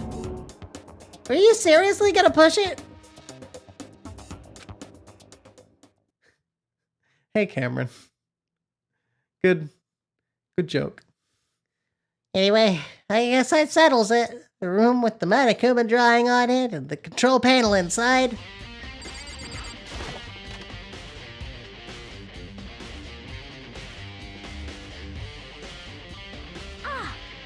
Whoa! Hey Makoto, what the heck was that just now? Monokuma. Huh? What do you mean? Well, you were just controlling right now. It was Monokuma. Dude, I just found a box with bones in it. It was wrapped up like a present. What the fuck, man?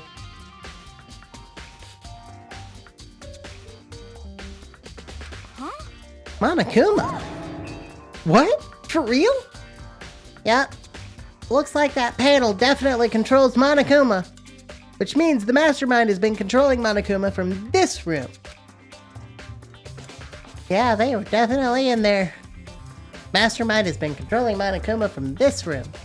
And this control room is totally separate from the data center with all the monitors. In other words, Hey, Maybe the mastermind can't monitor us and control Monokuma at the same time. Yoko's theory was right. But if the mastermind's been controlling Monokuma from here, that means they've been inside the school this whole time, right? I guess that would have to be true. But if that is true, It's a very polarizing approach. Yeah.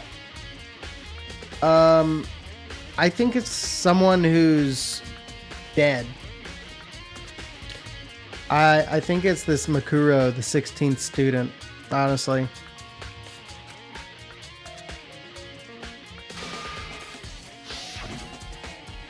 the mastermind, Monaco's puppeteer, really is the 16th student?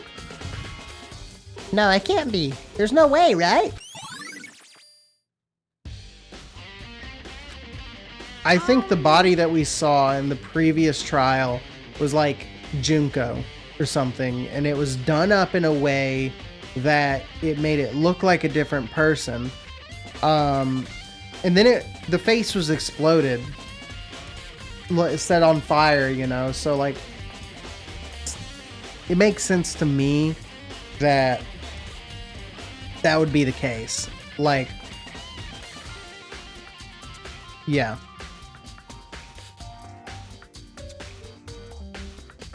What's wrong, Makoto? I don't like that face you're making. Oh no, it's nothing. Oh, okay. What about you? Is everything okay? I mean, Oh, well, it's just... This is where the mastermind's been hiding, right? Who knows if they've set up traps or something. I can't say it isn't possible, but I really hope it's not true. So I want to leave soon. There's still lots of other places to check out. Yeah, good point. We can't waste all our time standing around here. Okay, you want to get going? Yeah. Not yet. Look at this hatch on the floor. What's wrong, Makoto? Let's hurry up and get out of here. That is a thing on the ground. No. That is the escape hatch.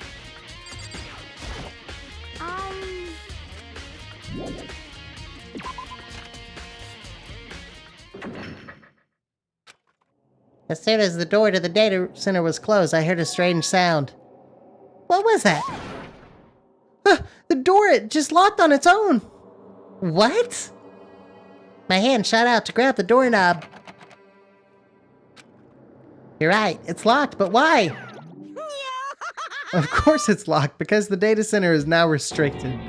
Monokuma? just a second. Hey, no fair. You can't just go around restricting whatever you feel like. Hey, It's for your benefit. Because if that room stays open, I won't be able to move around. Imagine how depressed everyone would get if the school mascot just up and stopped moving. Then, that room. As you may have guessed, that's where my controls are. So right now you're being operated by someone in that room? yes indeed. Correctamundo. Liar. But that doesn't make any sense. We were just in there and we didn't see anyone. Oh, you didn't, did you? Are you sure you were as thorough as you could have been? There's a fucking hatch on the ground, man! Did you happen to check a certain suspicious hatch? No way! The hatch on the floor? Too bad it was your one big chance and you blew it. Too bad. Of course, that hatch can't be opened from the outside anyway, so whatever.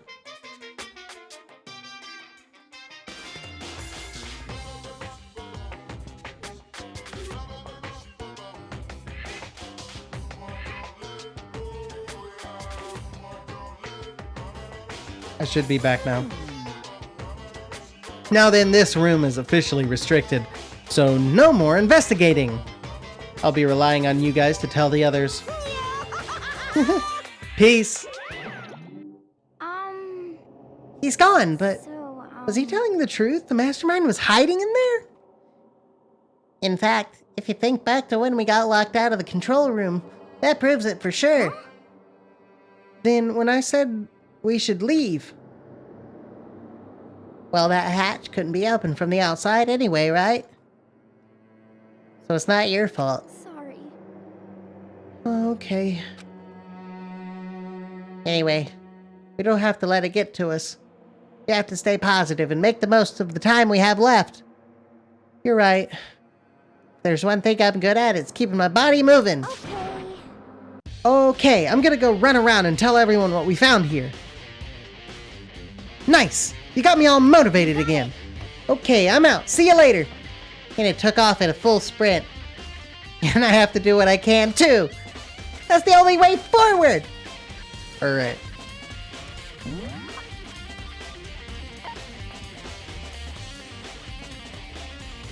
There's still a thing there.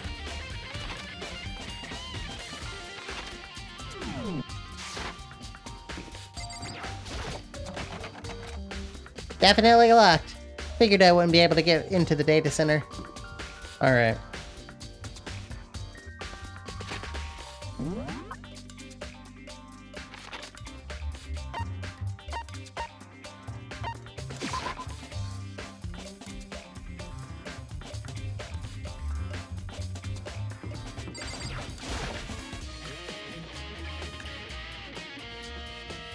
Oh, this is back at the scene of the crime. Huh? It's gone. Makuro's body. It's not here?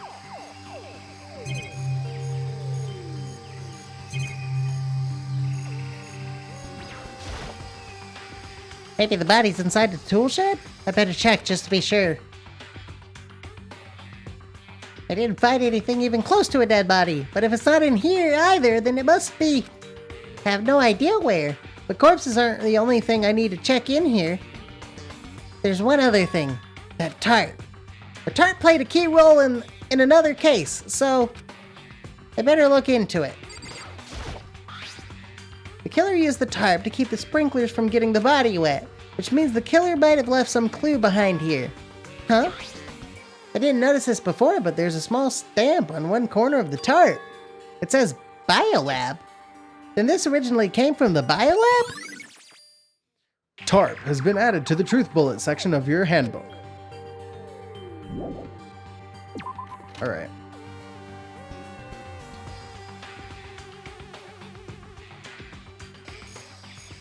That's all I really needed to check here. But where could her body have gone? Blah blah. But where could her body have gone? I better start looking for it.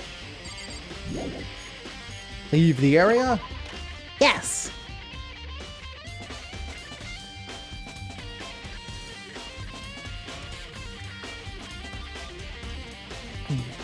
Biolab next, because Biolab, I'm wondering if it's like the morgue. Because all the dead bodies got to be going somewhere, right? If nobody's been setting a foot in here, either a little plushie has been, yes, it's the morgue. Either a little plushie has been moving the bodies, or when everyone's asleep, the mastermind has been coming by, aka the 16th student Makuro, been coming by and pulling the bodies and putting them here. Meaning that they could have just taken a body out, planted a bomb inside, moved it to the gardens, blew it up when needed. AKA, it's Junko's body. Well, here I am in the biolab. It's so cold. It's like abnormally cold. I feel like I'm in a giant refrigerator. Seriously, why is it so cold? There are tarps, yeah, showing.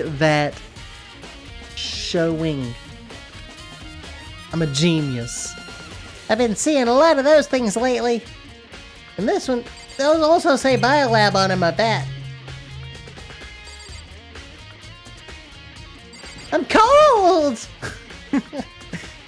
So cold. Why is it so cold in here? That's the first thing I need to figure out. Fuck off, man. Let me look around. There's some kind of weird machine or something built into the wall. I've seen something like this before. Ah, that's it. I've seen this kind of thing in horror movies and stuff. It's a fridge for storing dead bodies. Does that mean this biolab is actually a morgue? I should probably take a closer look around.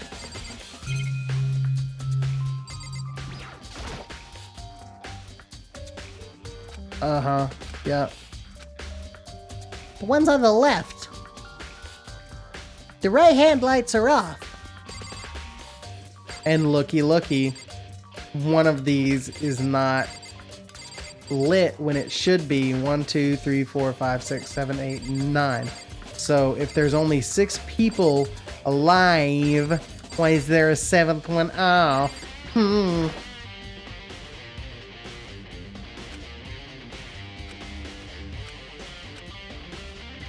Alright, it's not gonna let me.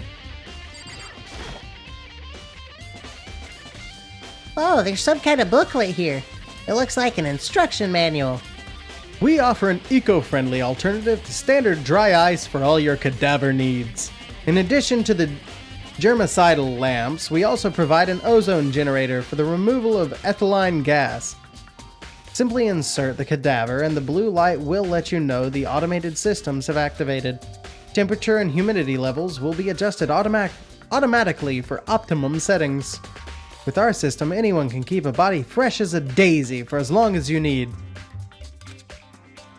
In the unlikely event of a problem, the red light will activate and an alarm will sound immediately.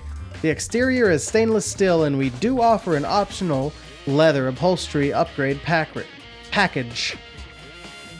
This is the instruction manual for the fridge. While looking around, I think I get it. It seems clear to me now. It's some kind of makeshift morgue. Biolab secret has been added to the truth bullet section of your handbook. And about those lights by each slot.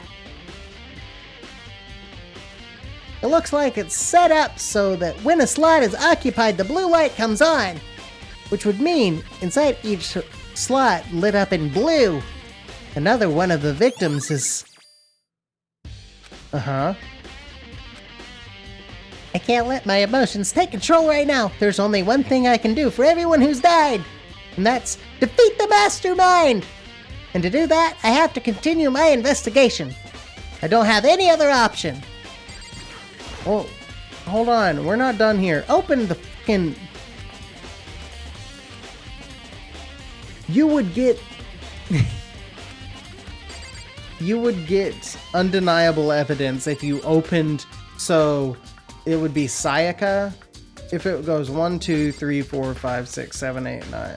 Well, hold on. It would go 1, 2, 3, 4, 5, 6, 7, 8, 9. Like that, I would assume. So this is Sayaka. This would be Junko. So I would want to open that one if I think it's Junko. That right there. Baseball dude, I've already forgotten his name.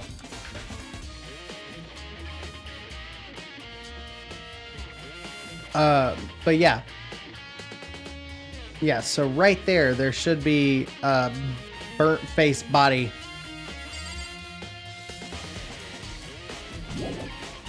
What the fuck do I know?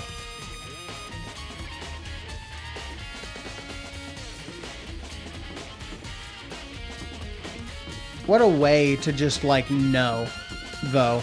You would just open all of the things and go, hey, where's Junko's body? Well, I guess maybe this one's Junko's body.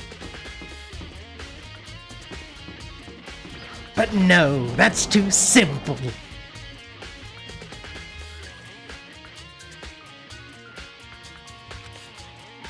Oh, Toko, so this is where you were. What do you want? Am I so disgusting? You want me out of your sight? No, that's not it at all. I just thought maybe you found a clue. Well, I haven't. I didn't find anything. Not one single clue. I figured since this place was related to the case, it would have to have something, right? There wasn't anything out of the ordinary here. Give it back! Give me back my precious time! Calm down, Toko. What's your problem? Don't tell me to calm down. Do you have any idea what I'm going through right now? When everyone finds out, they're gonna call me useless, good for nothing. No, nobody's gonna say that. Master will. I'm not sure I can disagree with that. I don't want that. I'm sick of always being looked down on. Why won't anyone accept me? Well, I don't think there are any clues here, so maybe I'm gonna get going. We don't want to look back over here? Right.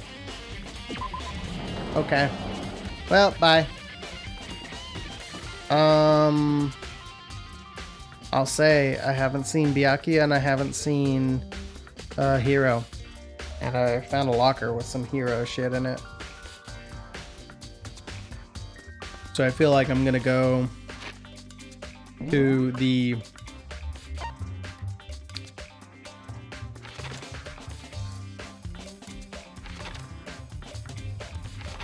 hold on.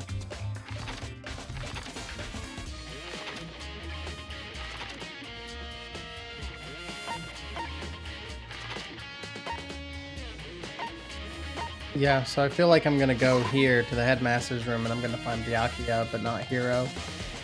Meaning now Hero don't got no alibi.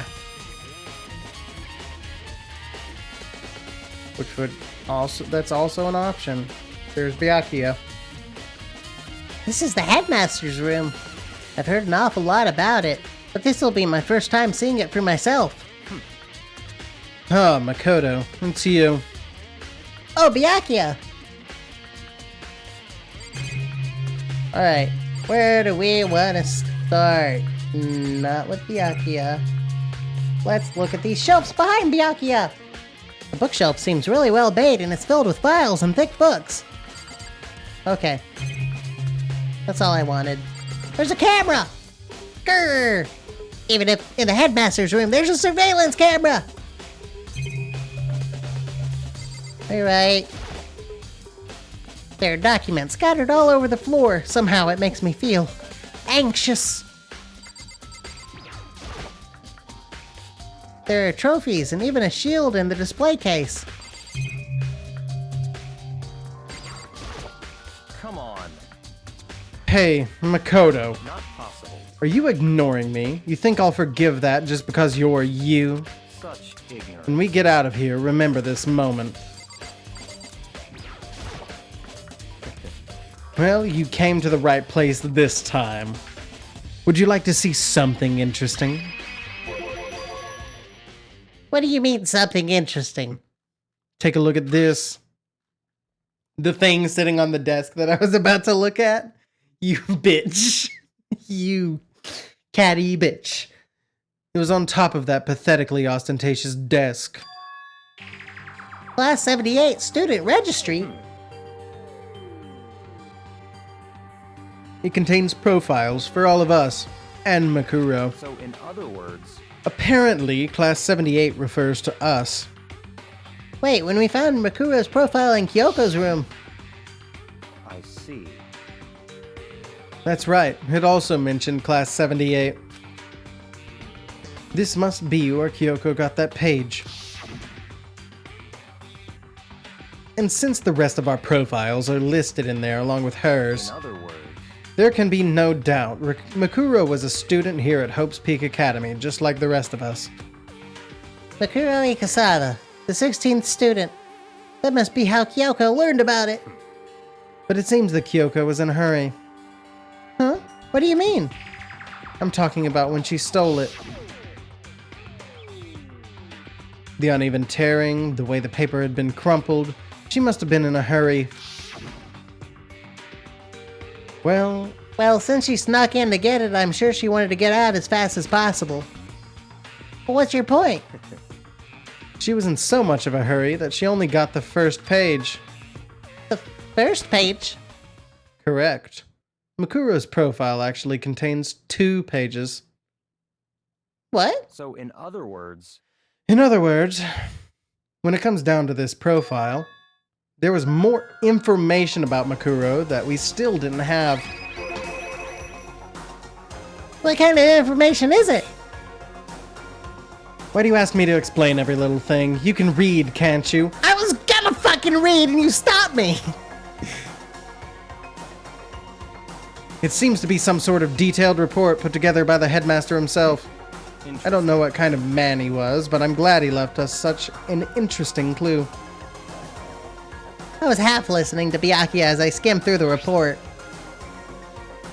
Makuro reappeared suddenly, and in the background, an entity floats. Close, but just out of reach. The entity known as the Ultimate Despair. Right now, I can't be sure if this is a single person or some kind of group. Whatever it is, Makuro definitely has some sort of connection to it.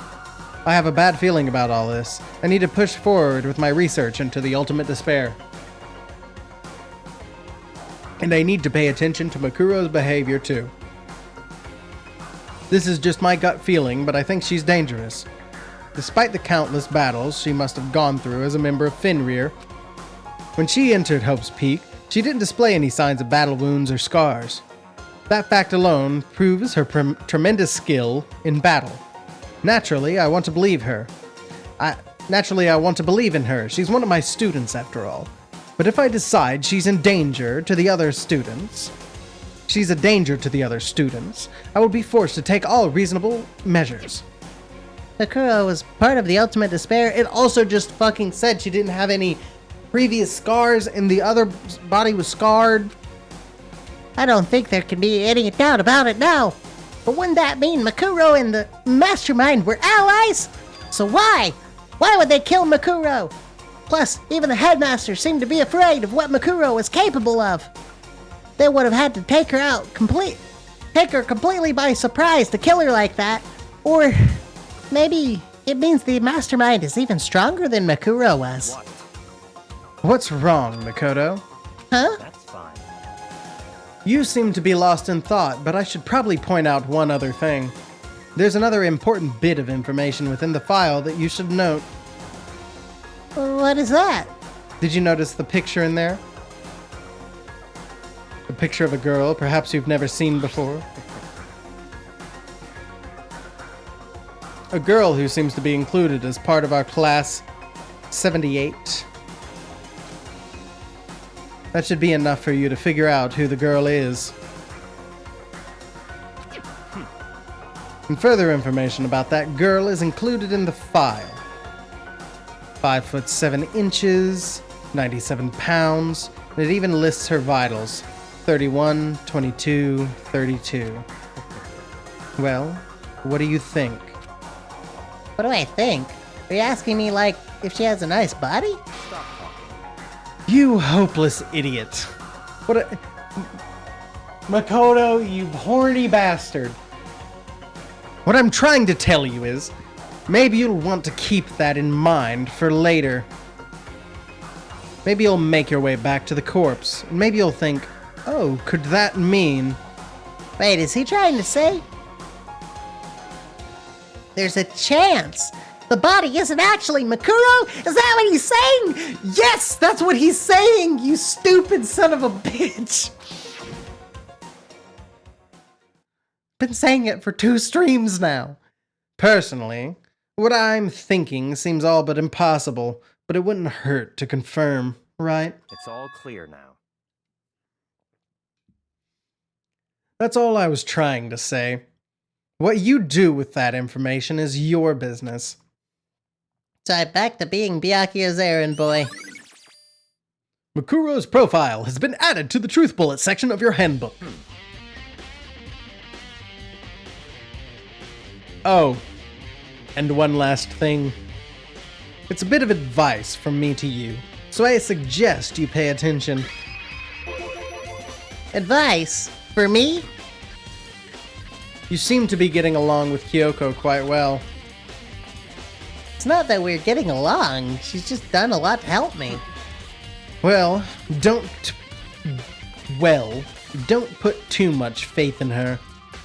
Huh? In other words, the cost of that faith might be more than you can afford.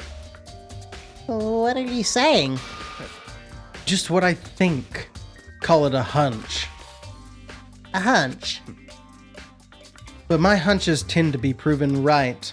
The advice is free this time, blah blah blah blah blah blah blah, because I accidentally clicked. I'll keep it in mind. Thanks.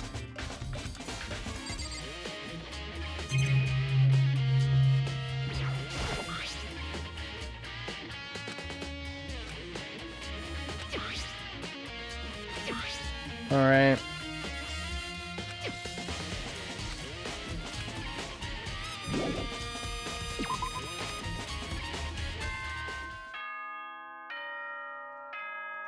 Are we done?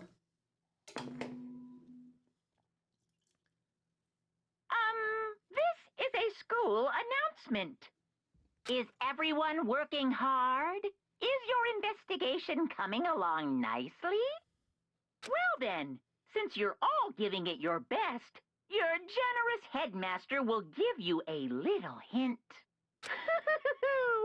For those of you who are interested, please make your way to the gym ASA possible. What? Now he wants to give us a hint? It's suspicious, there's no doubt about that. This could be a trap. But even knowing that, he said to go to the gym, right?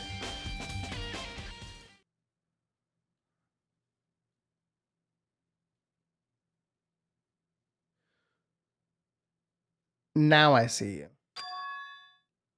Oh, hey, hero! Makoto! Why'd you act so surprised? No reason. You heard about Akuma's announcement, right? Are you here to find out what he has to say? I just did, actually. I'm on my way out. You already talked to him. What did he say? Listen, sorry, but I gotta go. Hero, wait! There was no point in trying to stop him. He ran off like a frightened animal. Hero? It was like he was trying to avoid me. I was hoping to talk to him about the notebook I found in the locker. Has he been hiding something this whole time?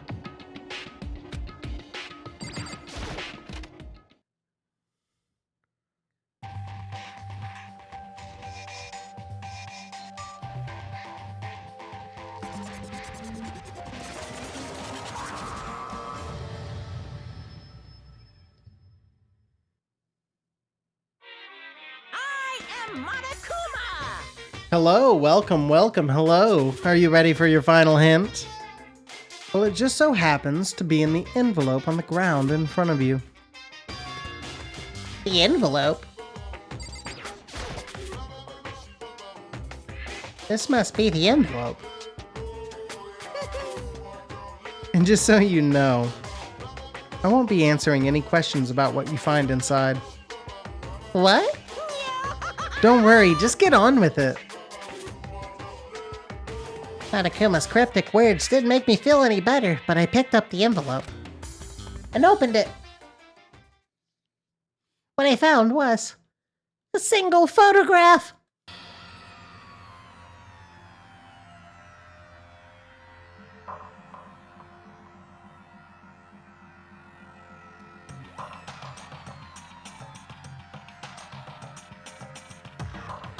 It featured a bunch of faces I recognized extremely well. It was everyone who'd come to Hope's Peak at the same time as me.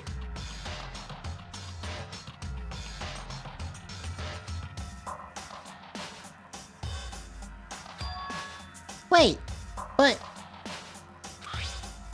there's someone behind Sayaka. She's the only one I don't recognize. We literally just saw a picture of Makuro. Wait, that's not true. I do recognize her. You stupid fuck. That's right. When Byakuya and I were in the headmaster's room 2 seconds ago and we looked at that file. Makuro Mikasaba? Then this girl is... What? Why? Why is Makoto here with everyone else? And even more than that, just having everyone here pose like this is weird enough by itself. And we're all wearing matching uniforms. I don't remember anything like this. I'm not in the photo. He's not in the photo at all, is he? Am I stupid?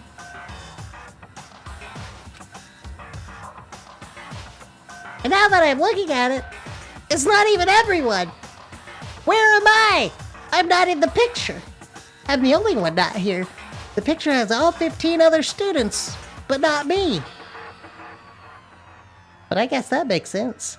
After all, I don't remember ever taking a picture like this. I went to junior high with Sayaka, but the first time I met everyone else was when I arrived here at Hope's Peak Academy. So it's natural for me to not to be in this picture, but what's definitely unnatural is that everyone else is in the picture. I thought everyone was like me, and I didn't even know. I didn't know each other. Blah, blah, blah. I thought everyone was like me and didn't know each other till they got here. But if this picture is real, then could that mean... Could it be everyone else and just me? Everyone here except me is... How long are you gonna keep up this rambling soliloquy of yours, Hamlet? What are you gonna do? You're kinda getting in the way standing there, you know? So I mean, get out. But I told you, I'm not fielding any questions. Unbelievable. What kind of mystery would this be if I gave you all the answers? That'd be totally out of left field.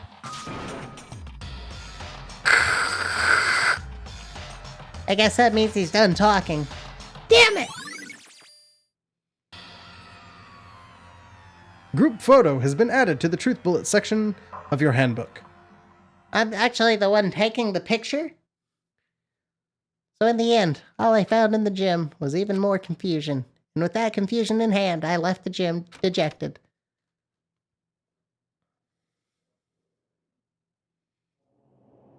How does that count as a hint? It just made me even more confused. Is that what Monokuma was going for? Did he put together a fake photo just to confuse me?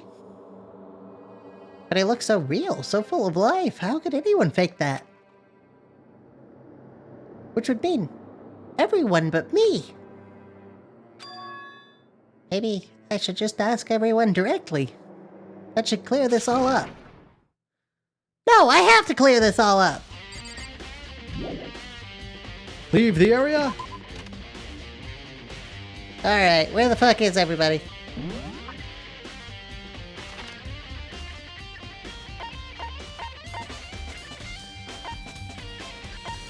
Of course he's at the archive.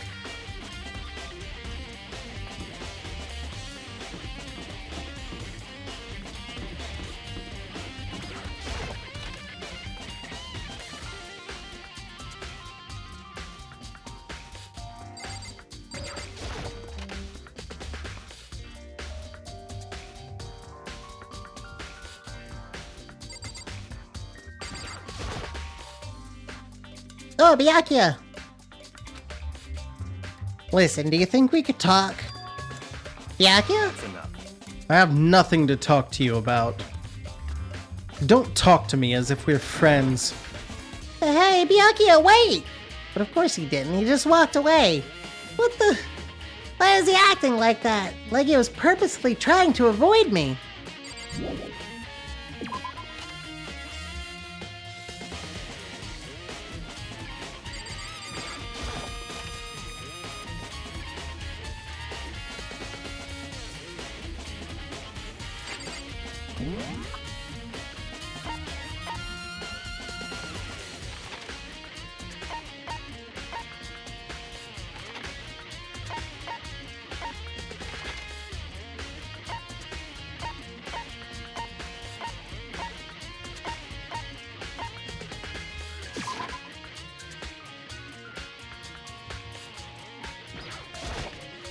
Hero, you fuck! Come back here!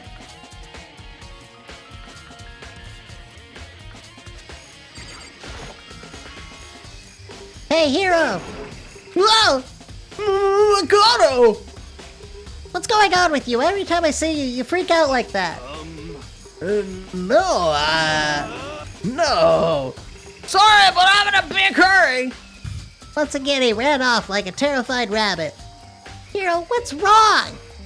I still wasn't able to talk to him about the notebook I'd found. It was like he was avoiding me. Like he was afraid of me. Why? Because I'm not in the picture, so that means I'm the bad guy?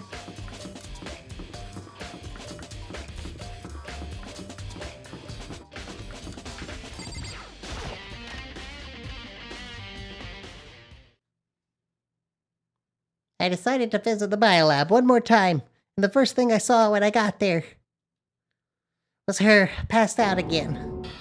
Huh? Toko? Toko, are you okay? No. She's not dead, is she? Yeah. Ah! It's cold. It's super cold. It's so cold I think I might catch a cold. If you keep taking naps in places like this, I'm sure you will. What? I was asleep? I must have fainted again. I bet you were standing there staring at me getting all excited, weren't you? No, I wasn't. Have you reached that? Oh, then what? Hot and bothered. Straight up horny. Okay, so why did you pass out? I don't know. Last thing I remember was me waking up just now. What did you do to Miss Morose? Oh, that's right. Your memory stops and starts each time you switch. Bingo bazinga. We share some basic knowledge, but our memories are very much separate. And don't say it like it's a bad thing. It's a blessing as far as I'm concerned. Because even if she forgets something, I totally remember. So it's like double the memory. No, it's more like half.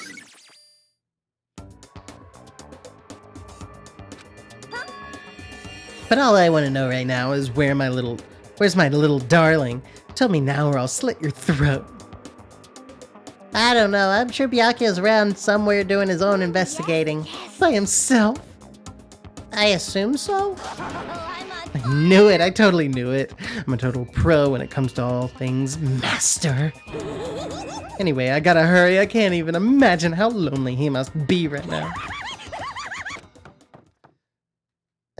Toko shut off, her eerie laughter echoing behind her. I totally forgot to ask her about the picture. Well, there's no point in asking Genocide Jack anyway. Besides, I have more important things to do right now. Why did Toko faint? There's gotta be some reason for it! Maybe it's the fact that there's a fucking body right here. The fridge! It's open! But I'm sure they were all shut tight last time I was here. That must be why she passed out. Right. She faints so easily. Kyoko! Getting late, isn't it? Are you okay? Indeed. I'm sorry if I made you worry. No, you don't have to apologize. Listen, about this room. Yeah, It's a morgue. yeah. I knew it. I suspected as much. And Toko must have looked inside the fridge, seen what was in there, and well, there you have it. You knew she fainted? Indeed. I was on my way here when Genocide Jack came running past me. I assumed she must have sneezed, but once I got inside, the real reason became clear. I imagined she came here to investigate, and when she opened the slot there, that's when she saw the body inside and dropped like a bag of rocks. Why's everything gotta be so difficult with her? Anyway, we should close it up. Don't want to leave it hanging open like that. Yeah, good idea. Give me a hand with this. Kyoko, Kyoko approached the fridge, hands outstretched, but suddenly she stopped. What's wrong? Listen. maybe we should wait a second before closing it. Huh? How come? Because Makuro's body is in here. Makuro's corpse? Makuro's body is inside the fridge? See. Just like every other time, the mastermind probably brought it up here while we were in the class trial. The mastermind did it. Because they assumed we wouldn't be doing the class trial over again, I guess. So, You may be right. Either way, now I can finally get a good look at the body. Oh, that's right. Kyoko didn't get a chance to check the body during the last investigation. I need to do my own examination of the corpse as soon as possible. I'm going to find a clue this time, and I'm going to grab the mastermind by the tail. Okay, so what should I do? So then, Why don't you just wait over there? I'll let you know as soon as I'm finished. Just wait over there? That's it? It's a fridge meant for storing dead bodies. I should ask Kyoko about that group photo. After all, she's in it too. Don't let me interrupt your investigation, but I wanted to talk to you about something. What is it? It's about that announcement Monokuma made earlier. You mean the one about a hint or something? I didn't take him up on the offer. Huh? Why not? because The only reason he'd give us a hand at this point would be to confuse us, to cloud our judgment. I can solve this mystery on my own, without whatever hints he may have to offer. That's a good point. I wish I could go back and do the same thing, but what's done is done, I guess. Standing here, looking at her, I don't think she's hiding anything from me. Is she right? Did the mastermind forge that picture as a trap to confuse us? That's gotta be it. There's no other explanation. There's something I can do while she's fucking... Do I just keep talking to her? Should ask Kyoko about that group photo. Does this actually... whew, because Yeah, it's the same thing.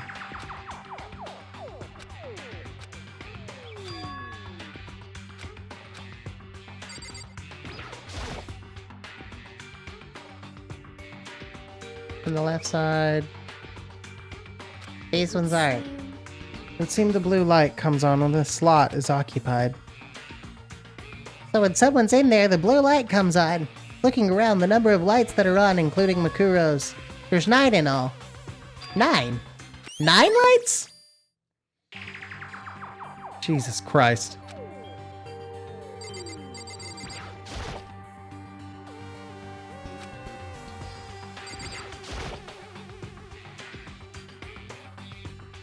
You know, I think I've seen a tarp like this somewhere before.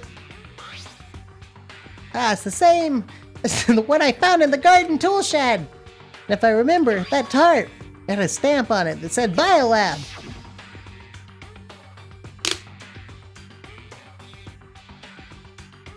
And that's the tarp that was used to help camouflage the murder in the garden. At some point, someone got it from the Biolab and took it over there. Okay. Okay, Makoto, I'm done. Already? Jeez, that was fast. indeed. Anyone can do good work if they go slow. In that spirit, I'll make my report brief. So did you find anything? I paid careful attention to the wounds and the traces of blood. It seems highly likely that the stomach wound and the blow to the back of the head were inflicted after death. Really? The burnt tissue made things a little difficult, but I'm completely confident in my findings. That means neither of those were the fatal injury, right? Then what was the fatal injury? Due to the explosion, the victim's identity is unknown. They were, however, dead before the blast.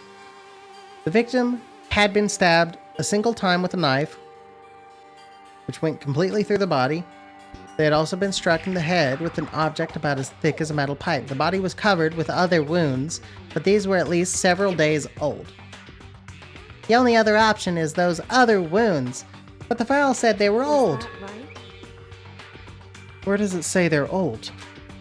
Huh? Because All the Monokuma file says is that they were inflicted at least several days ago. I guess I don't see the difference. Well, the difference is immense, considering the impression they give. listen. You seem to be equating several days old with simply old. However, That doesn't quite follow logically. Old wounds, it makes it sound like they've been there forever, like they're not related to the murder. Are you saying they are? But we got the Monokuma file right after she was killed, right?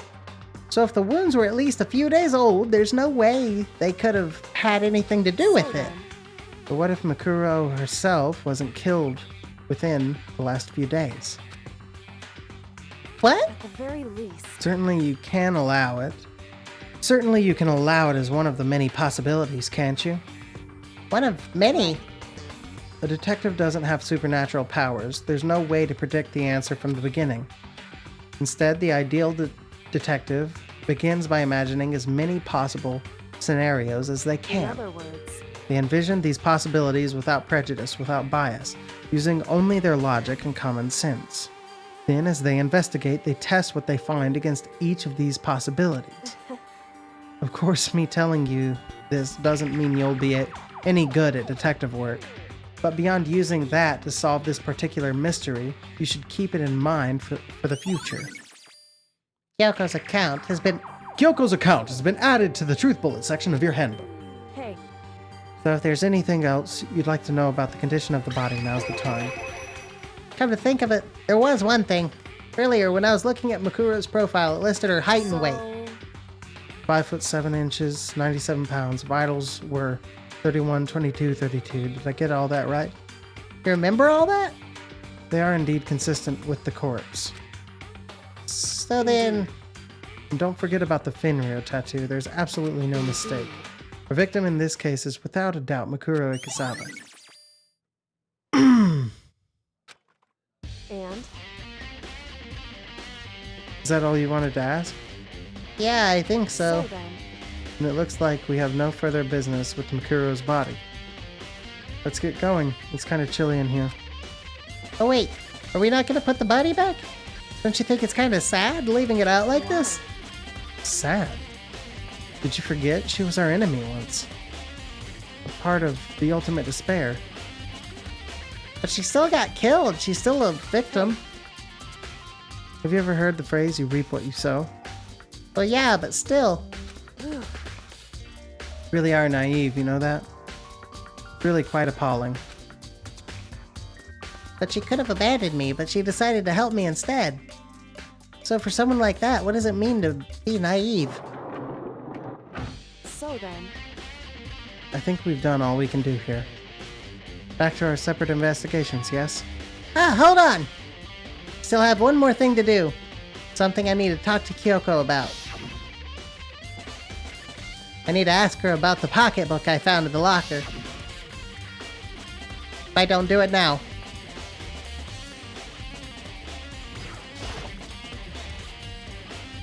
Hey, Kyoko? I did have one last thing. I know I shouldn't, but I feel like I have to ask. Go ahead then, out with it. Have you really not seen your dad even once since you got here? What? so What do you mean? Well, you know all those lockers on the second floor of the dorms? I do, yes. But to get into any of the lockers, you need the handbook of whoever the locker belongs to.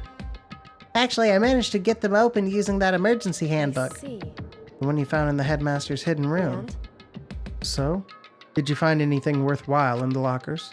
I found a pocketbook, and after looking through it, I think it must be your pocketbook. why is that? What makes you say that? Because Like I said, only the locker's owner should be able to get into it, right? I can't imagine those lockers belong to any of us. After all, we only got access to that area just recently. What I'm saying is, there's no way I could have had access to any one of those lockers. And if I did have a pocketbook, why would I bother putting it in a locker? Everything you just said makes perfect sense, but there was something written inside. It was about the headmaster, about your father.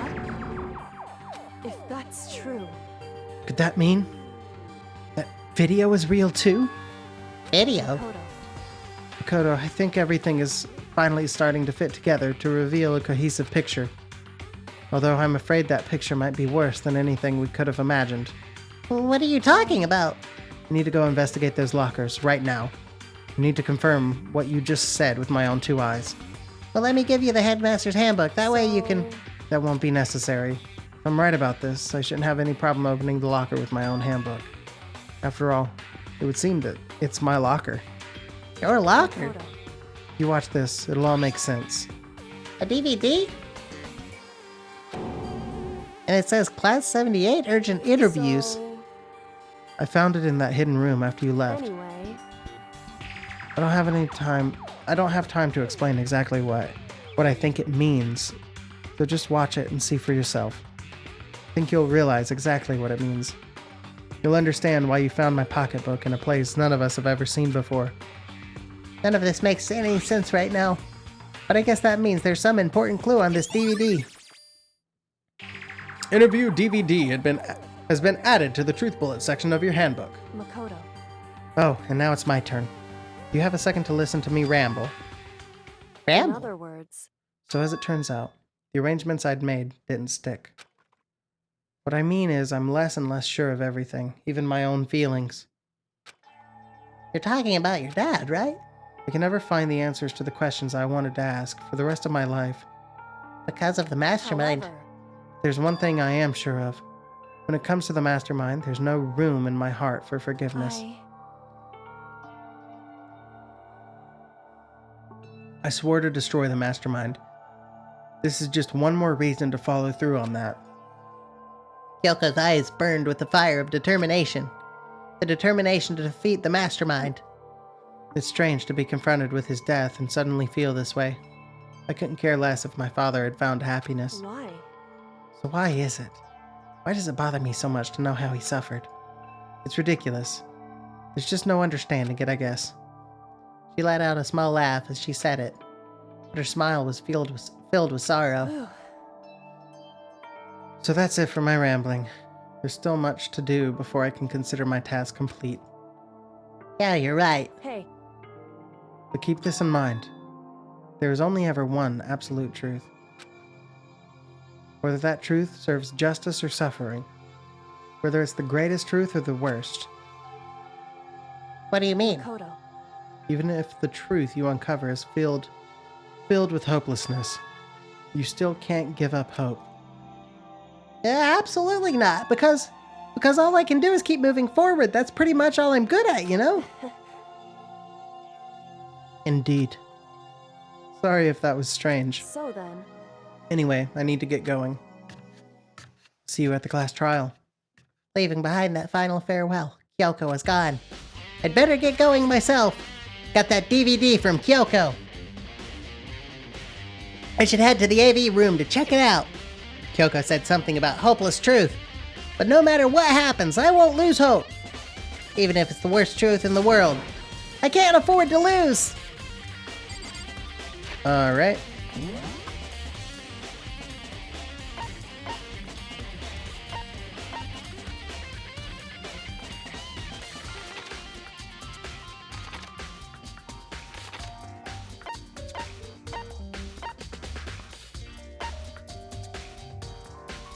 Go to the fucking dining hall? What the fuck are you doing in the dining hall? Hold on. I never talked to her about the thing. She probably got the hint too and was like, Let's just go ahead and... So this is where you've been hiding. Listen, I was hoping to talk to you. Makoto? Sorry, gotta go. What? She ran off so fast, I didn't even have time to ask her to stop. Hina, why? Why won't you talk to me? Alright. Figured that was what was going to happen. But I had this feeling that, you know, it would stop me from progressing until I did it, so...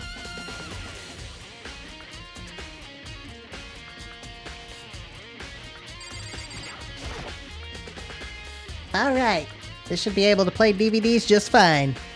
Well then, I better take a look. I took the DVD Kyoko gave me and put it in the player. It said that it was playing, but nothing appeared on the screen. I stared into the black of the monitor. Must have been only a few seconds. But to me it felt like an eternity. And then, all of a sudden, an image appeared!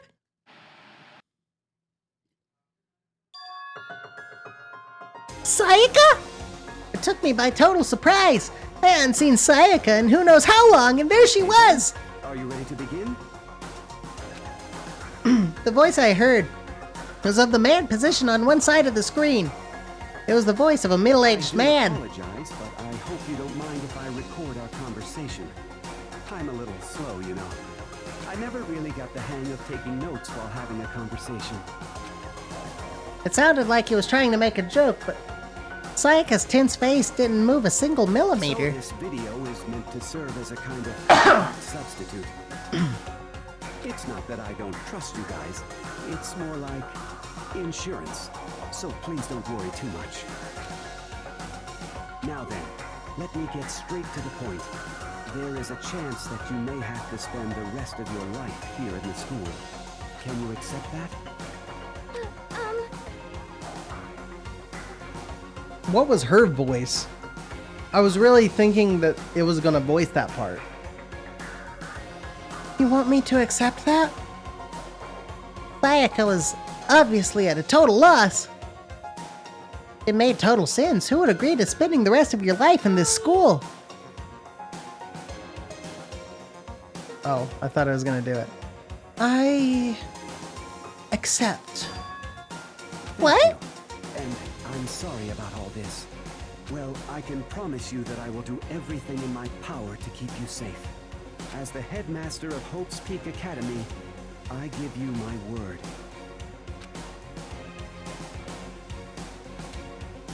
As if on cue, that's where the video cut out. There was a lot I hadn't understood up till now, but this, only this, I simply couldn't comprehend what I'd heard. Because I know how much Sayaka wanted to get out of here. I know how much she wanted to escape and pursue her dreams with her friends again. She wanted that so bad, she tried to frame me for murder. So why? Why would she say yes to living here for the rest of her life? As I sat there thinking about it, I noticed a sudden light. On the monitor, the video that I thought was finished flashed back on screen. My eyes darted back to the screen. And if I was confused before, what I saw next pushed me right over the edge. It's me. Yeah. Huh? What I saw was me. Possibly, undeniably me. Before we begin, I should let you know that I'll be recording our conversation. Yes. Me and the headmaster were looking at each other. He and I were having what seemed like a fairly normal conversation. But the I in the here and now, had absolutely no memory of it. I had no memory of even meeting the headmaster, much less sitting down to talk to him like this. Shall we get straight to the point? Makoto, there's a chance you may have to spend the rest of your life here in the school. Can you accept that? Yes. This can't be real. I said I'm yes? sorry I'm putting you through all this. Well, I mean, we don't have much of a choice, do we? But I promise that as long as you're in this school, I will do everything I can to protect you. As the headmaster of Hope's Peak Academy, that's the very least I can do for you. Don't have much of a choice. Don't have much of a choice?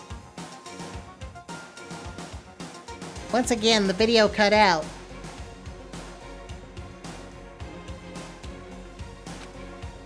From there, the video repeated the same scene again and again with the others. Byakuya. Toko. Hina. Everyone. They all said that they agreed to live in this school forever. And then Kyoko. Her interview with him had been recorded just as clearly. Without a doubt, she had met him. She'd sat down with the headmaster of Hope's Peak Academy, her father. And when he asked her his question, she answered the same as everyone else. She accepted a life within the school, just as Kyoko's interview was wrapping up. The monitor suddenly went black. Huh? It wasn't just the monitor. The DVD player itself had apparently turned off, which of course meant that the DVD wasn't playing anymore. What the heck just happened? Say what? Oopsie, looks like it broke out of service. What? It just so happened to break just now? Too bad. Now then, win doesn't matter. Failure can strike anywhere, anytime. That's what failure is, right? Failure my ass! You cut the power on purpose! Well, whatever. Even if I watched the whole thing, it'd just be more of the same. You ask them the question and they'd all say yes. I couldn't help myself. I let out a huge, exasperated sigh. But as I did, I remembered something. That's right. I fainted too, and when I woke up, I noticed a strange feeling of separation within myself, a It disconnect. would seem... Thinking back on it now, at that point, my memory was gone. At that time, I'd forgotten. I couldn't remember why I'd come to this school, and couldn't remember what my ultimate ability was. But what would make you forget all that? Hey, Strange, isn't it? It's hard to imagine it happened by chance. Seems much too convenient. A convenient outcome. Something that seemed to obviously work in the favor of the mastermind. So does that mean I've lost my memory too? What about the others?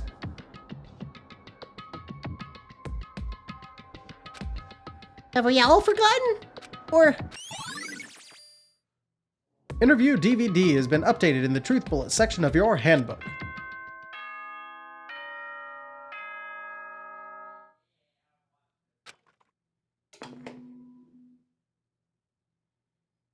For anything that has a start, there has to be an end. And if the end comes, then that means it's time for a fresh start. There is no night that doesn't have a dawn. Although that dawn is totally pitch black, there is no storm that won't eventually end. Of course, then that leads to drought. But as I said, every end is the promise of a new beginning. Which is why I'm sure we'll get to meet again, because the end is only the beginning. I guess he's saying Anyway, let's we're done. get started. The beginning of the end of the class trial. Everyone gather once again at you know where.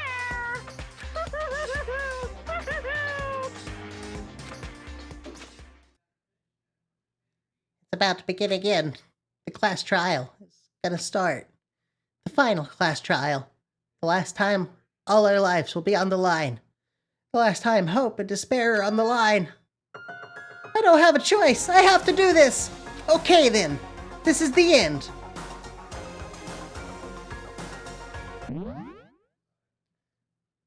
Next time, it's the end. I'm gonna go ahead and save here. I've been going for about 3 hours. And we will finish up Danganronpa on the next time I stream it. I do believe. And it's been a fun game. I do want to let everybody know that today I actually purchased the sequel to this game. So it's not going to be immediate. I think I am going to play Phoenix right after I play this game. Just to kind of give it like a little bit of a pause. But yeah.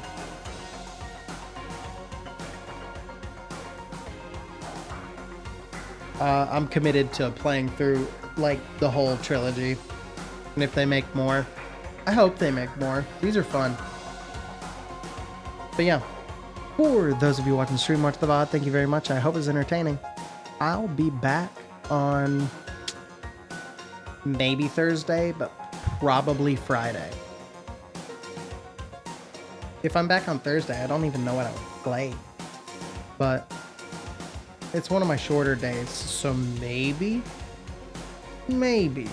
no promises. But Friday, I don't know what I'll play either. I'll either play more Tears of the Kingdom, or maybe I'll play some games with the friends. A little board game night, maybe. That'd be fun. I'd like to do that. But we'll see when the time comes. And until next time.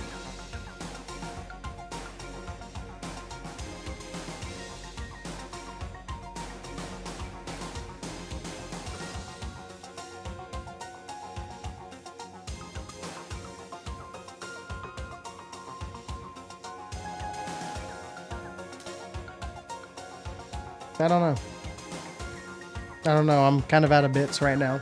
I'm tired. I got work tomorrow. I had to work today. That's a lot. I have to pee. I've had to pee like for an hour. Just kept going. I'm gonna go pee now. Bye.